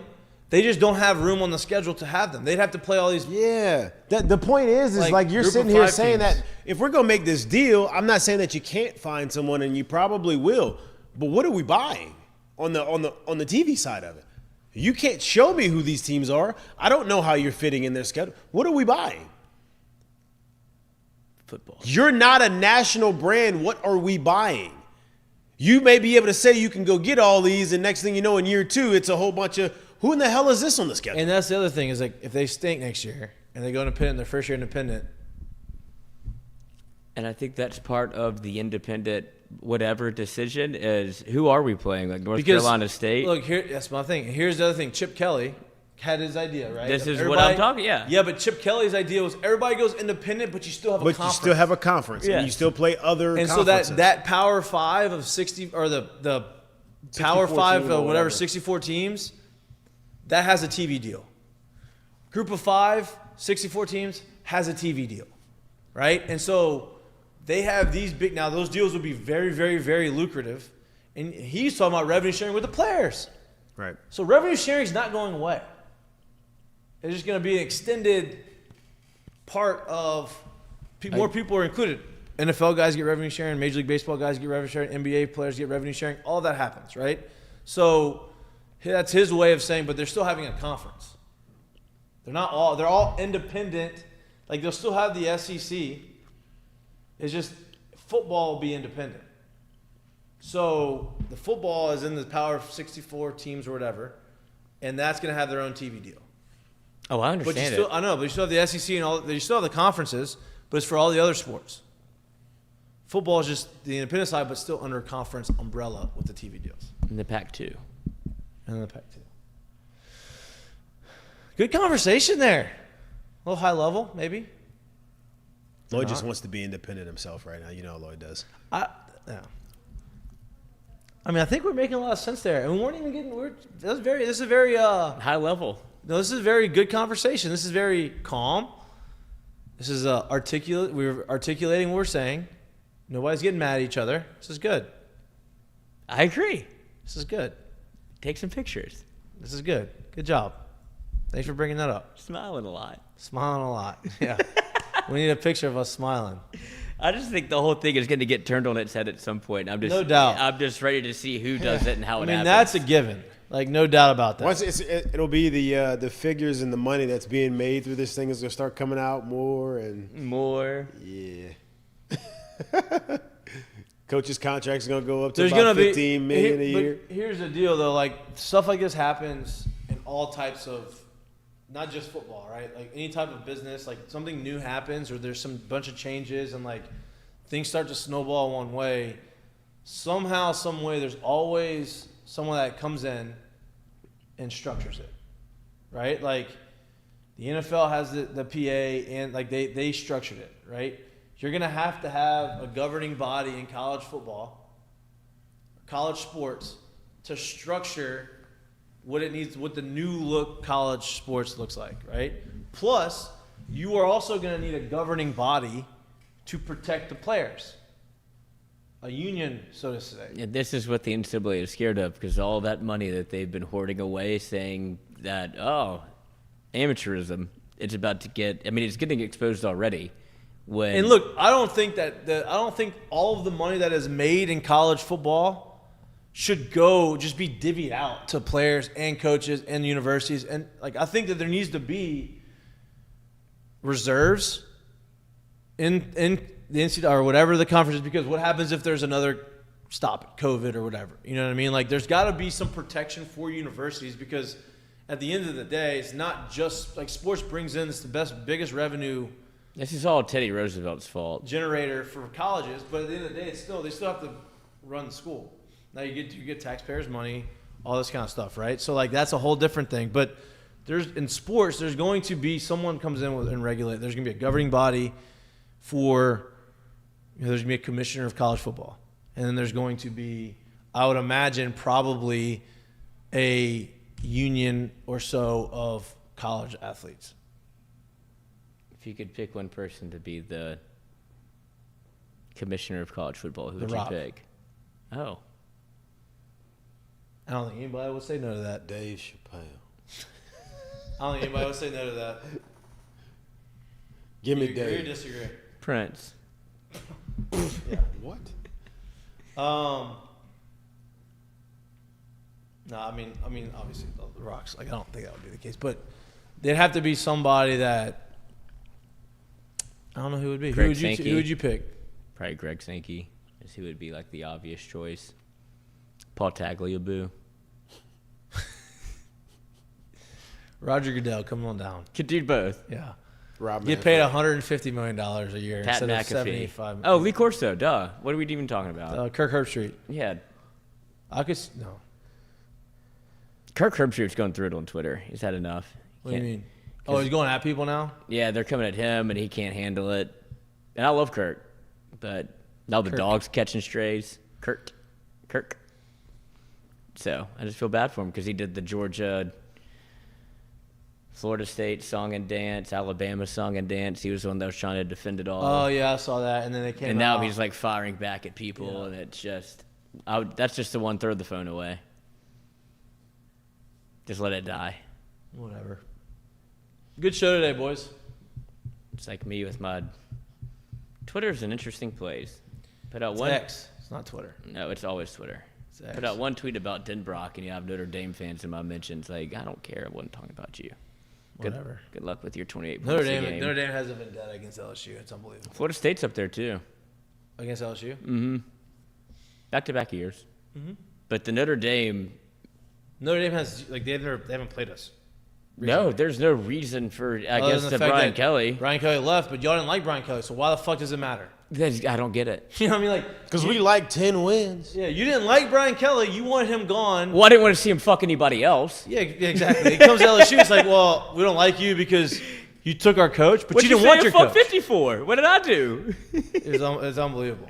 And it's like, oh, good luck with 9-3 Brian Kelly. It's like, well, it's not bad. Where'd y'all go this year? Mm-hmm. 9-3, right? Did Notre Dame go 9-3? Mm-hmm. Yeah. With another quarterback. Going back to the well. Transfer didn't work last time, and Sam Hartman's probably a better pro prospect than Absolutely. Riley Leonard, and That's where you got rid of your offensive coordinator. and he's the best looking quarterback in college football. Yeah, he's a movie character. He'll be a backup somewhere in the NFL for a long time. He could finally fix some of these TV shows that come out on like the CW, where it's like this guy doesn't know how to. What is that? Like what? The high school quarterback, he's like talking to this guy, and he's just the Uncle Rico. Yeah. Uncle Rico throw. Who's? I don't know. It feels like that would be the first like prerequisite of what we're doing here. Just go be a Like, former throw, athlete. just if throw. you're on the CW and it's not like a high level, just go get somebody to go. You like a nice little stunt double? Yeah, just go find out. You know, half those guys are like, oh, no, man, I played ball in high school. I could do this. Yeah, where'd you play? What was that? I played high Well, school. you know, it's been a while. So you know, it's been a while. Let me warm this thing up. I forgot what hand I threw. I played high school football. I was a quarterback at my high school team. I was a 4A high school quarterback at South Dakota. Oh, What offense did y'all run? Oh, I handed it off a lot. I was wing T. We had, we had the spread. It was spread option. We threw the ball 7 times though. It's God. kind of the modern day of wing T. It's just unbelievable. You can't find anybody to throw a football. Yeah. All right. Speaking of mistake of the day. Mistake of the day is brought to you by our friends at Dozy Place. Oh, Oklahoma State plays. Who they playing? A&M? No. Yeah. Is it A&M? Look at that. Good eyes. God. Ollie Gordon II. I thought he was in the portal. Ollie Gordon? I think so. No, dude. He won the I think he's going in the draft. I think he's draft eligible. He's obviously not in the portal. He's playing. You That'd could be do a that. You could do that. That'd be a wild thing to put yourself in the portal and play with your I know. He teammates. took his name out the portal. Bypassed it. Yeah. All right. Mistake of the day is brought to you by our friends at Dozy Place. Our mistake. He was out of my house for Christmas Eve. Little Scott. Was he Yep. cooking up? He came hang out. He's such a nice guy. He had some drinks and we had a good time. Put Uno. He did. The whole family put Uno. We He's part of played. it. There's a Family Feud game out now I love Family Feud. that Steve Harvey comes on your television screen and like. Oh, I love It was that. so much fun. You could be as drunk as you want to be and still get some I Family love Feud that. questions right. Love that. All right, go ahead. And speaking of getting questions right, or wrong, Zaire Alexander from Green Bay Packers took it upon himself to do the Family Feud final answer. As I'll just let him explain it because I don't think he knows what he did, but here we go. Were you supposed to be a captain? Because the team announces the 3 game captains, and you were the 4th, and you called it toss. What happened there? Oh, yeah. I mean, it's only suiting. I don't think Coach knew I was from Charlotte. So you just did that on your own? it was like the guys backed me up. So they knew I was from here. Did you realize you almost made a big mistake on the call, though? What'd I do? Well, you said we want to go on defense. Yeah. Which, in theory, they could have said, then you're electing to kick off, which you would have lost the opportunity then to receive in the second half. Yeah, no, I told them that. I said I want our defense to be out there, and they all looked at me like I was crazy. I'm like, it's pretty simple what I said. Like, I want the defense to be out there. They like, you mean deferred? I'm like, yeah, I guess. Okay. Did he say that to you? Yeah, he did. The mic was on. Oh, what? We heard you. Oh, really? Nah, he was just like deferred. I was like, yeah. Everybody's like, yeah. Everybody was laughing. I'm like, what y'all laughing at? It's pretty obvious what I'm asking for. So did anyone say anything to you when you got back to the sideline? Why would they? Wild. Suspended. Who they play? They got to win out to make the playoffs, or they have a chance. But like, If the Packers win, they are in the playoffs like 100%. win both games. They play the Vikings and the Bears. So it's both conference. So the Lions won that conference. Mm-hmm. So they have a 97% chance of making the playoffs if they win next week. And Just this Sunday. And they suspended their best cornerback because of this. And I'm okay with it. Precedent. Lloyd's not. Lloyd loves a good shit show.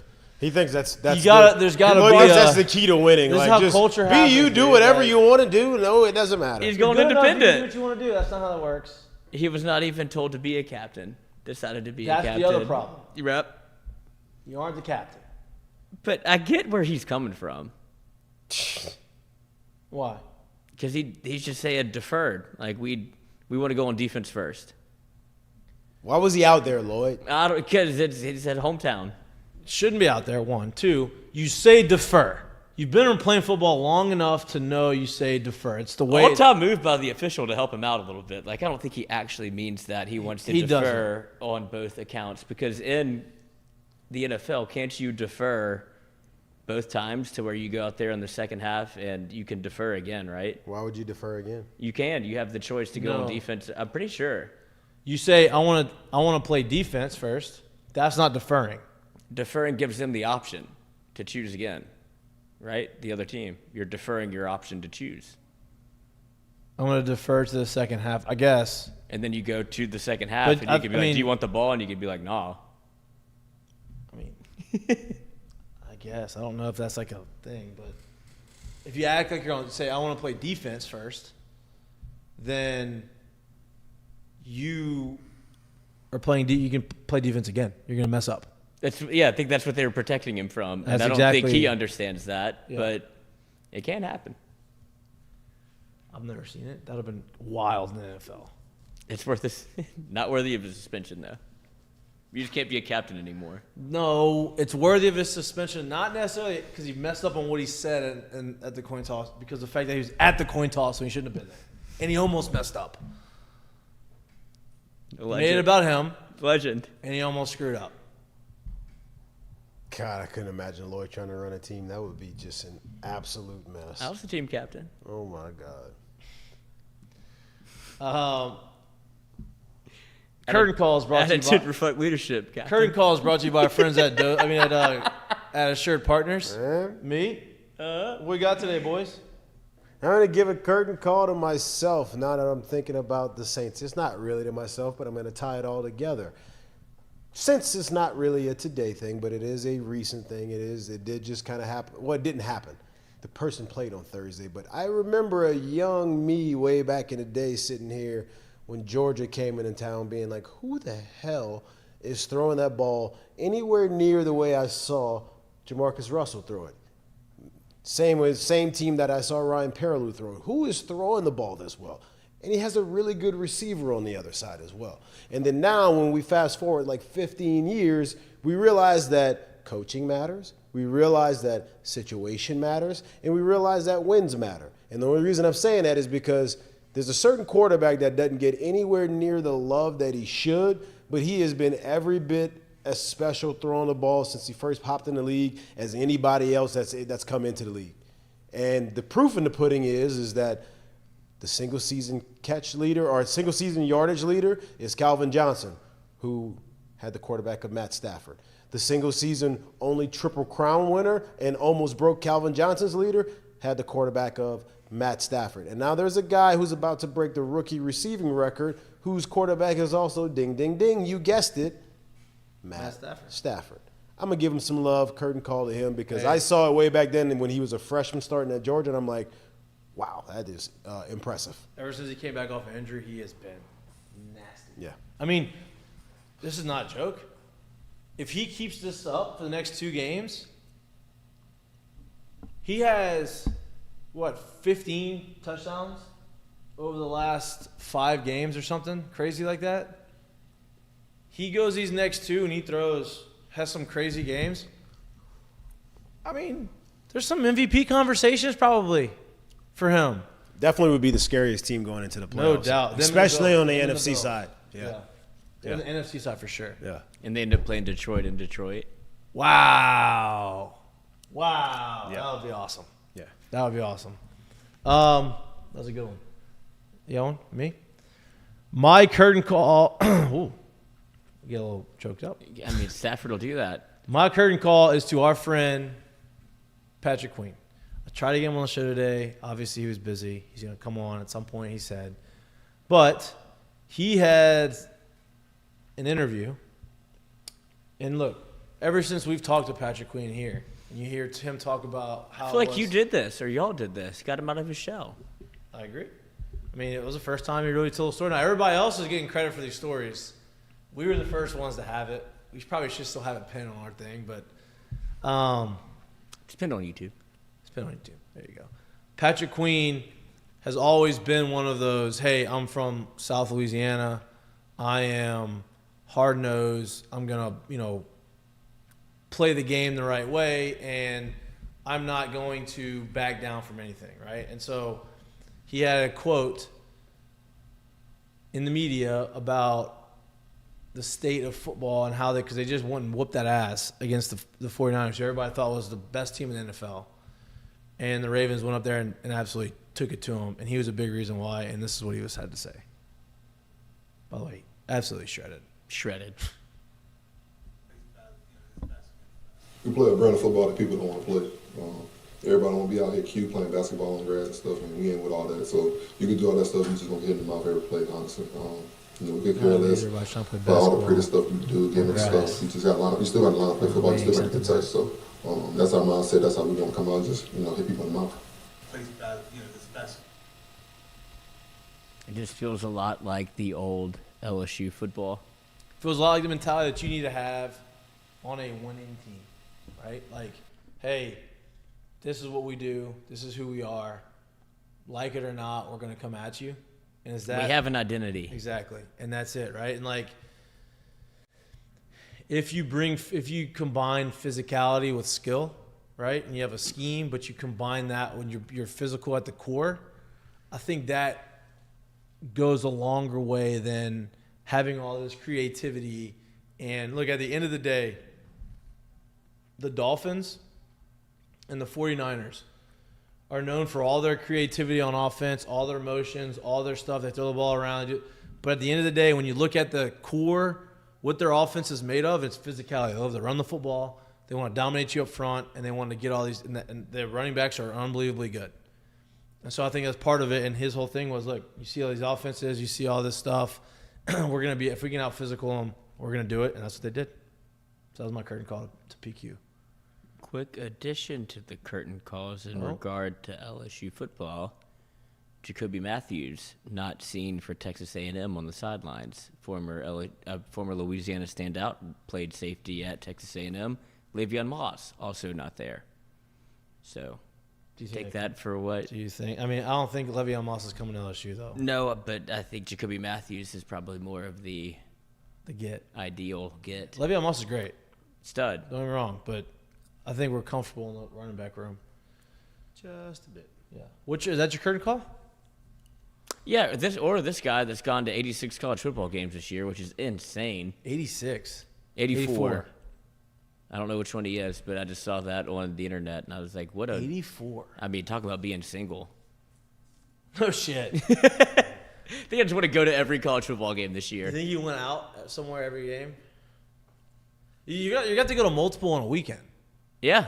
Oh, yeah. So, like, He must be doing... Hit the Thursday game? He must be doing Thursday game, Friday game maybe, Saturday game. Saturday morning, Saturday afternoon, Saturday night. How many weeks are in college football? So you have 12 games, 13, right? Or 14 with 0. So you have 14 weeks. What's 14? What's 84 divided by 14? Ooh, wait. Hold on, let me... Get your calculator. No, this is my brain. Oh, my God. 6. He's going to 6 games a week. You sure? Yeah, exactly. No decimals. That's what my brain told me. You're right. 6? Me, Michael Barker. 6 games a week, Coach. I mean, 18 hours of football a 8. week. Yeah. So if we're looking for a host for if college football ever decides to do a red zone type channel, I mean, you have to put Michael Barker in the running. That sounds miserable. Who better to know the game than Michael Barker? I've been to every one of them. Seen them with my own eyes. The only person that went to more games is probably Connor Stallions. Oh, my God. Unless he's counting the conference championships, that's 15 weeks. It's 14, right? Well, 14 was with week 0. How? It's 12 games. Plus Yeah, 12. plus the bye weeks. So everybody plays 12 games, plus they have a bye week, so that's 13 weeks in the season, plus week 0 is 14 weeks, plus conference championship week is 15. Plus national championship and playoff. Oh, but he hadn't done that yet. He's not there yet. Yeah. I mean, he could hit 90 games. That's a lot. He could hit 100. No, Coach, there's bowl games going Yeah. on. He can hit 100 He if could, he really wants yes. It's a lot of traveling at the bowl game time.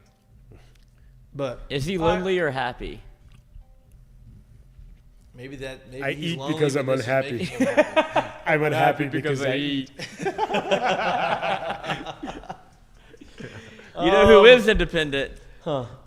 Michael Barker. Michael Barker. What a legend. You think he's there? Congratulations. Nope. What do you think the spread is? On this game? Oklahoma State. Would No. Texas A&M minus 2.5. Would LSU fans be mad if they hired Jimbo to replace Brian Kelly? Yes. I'd be mad. What is the spread? The spread is 4. Texas A&M? A&M catching 4. Oh, catching 4. You don't have anybody playing. Le'Veon Moss. True. Gabby Matthews. All right, great show today. We'll be back live No in Max studio. Johnson. No Jake Johnson. You're right. No Jimbo. No Jimbo. We'll be back live in studio. They have Elijah Robinson though. That's true for Still now. coaching. Going to Syracuse. Back live in studio on Friday from 1 to 2:30. I thought we were doing 1-to-1. Our first 12-hour stream. No, not doing that. Damn it. We appreciate our love and support. We appreciate you hanging with us. We are getting our legs back. We're getting our sea legs back. We are about to get to 2024. We're going to start previewing a lot more of the LSU baseball conversation. We're getting close. Getting Add close to it. 2,024 subscribers. What? How would that work? What? If we add 2,024 subscribers for the new year. That'd be great. 2,024 subscribers in one. On New Year's Day. That'd be great. I don't think it's gonna happen, but that'd be awesome. We appreciate you. Please like and subscribe to our channel. If you can't watch us, we're anywhere you get your pods. You like listen to us, we're anywhere you get your pods. We'll be back again live on Friday. Enjoy the rest of your Wednesday. Cold weather's coming in. Enjoy the weather. Get ready. Get rested up for New Year's Eve. These 2 weeks, it's 2 week stretch tough. Tough on the body. Tough for recovery.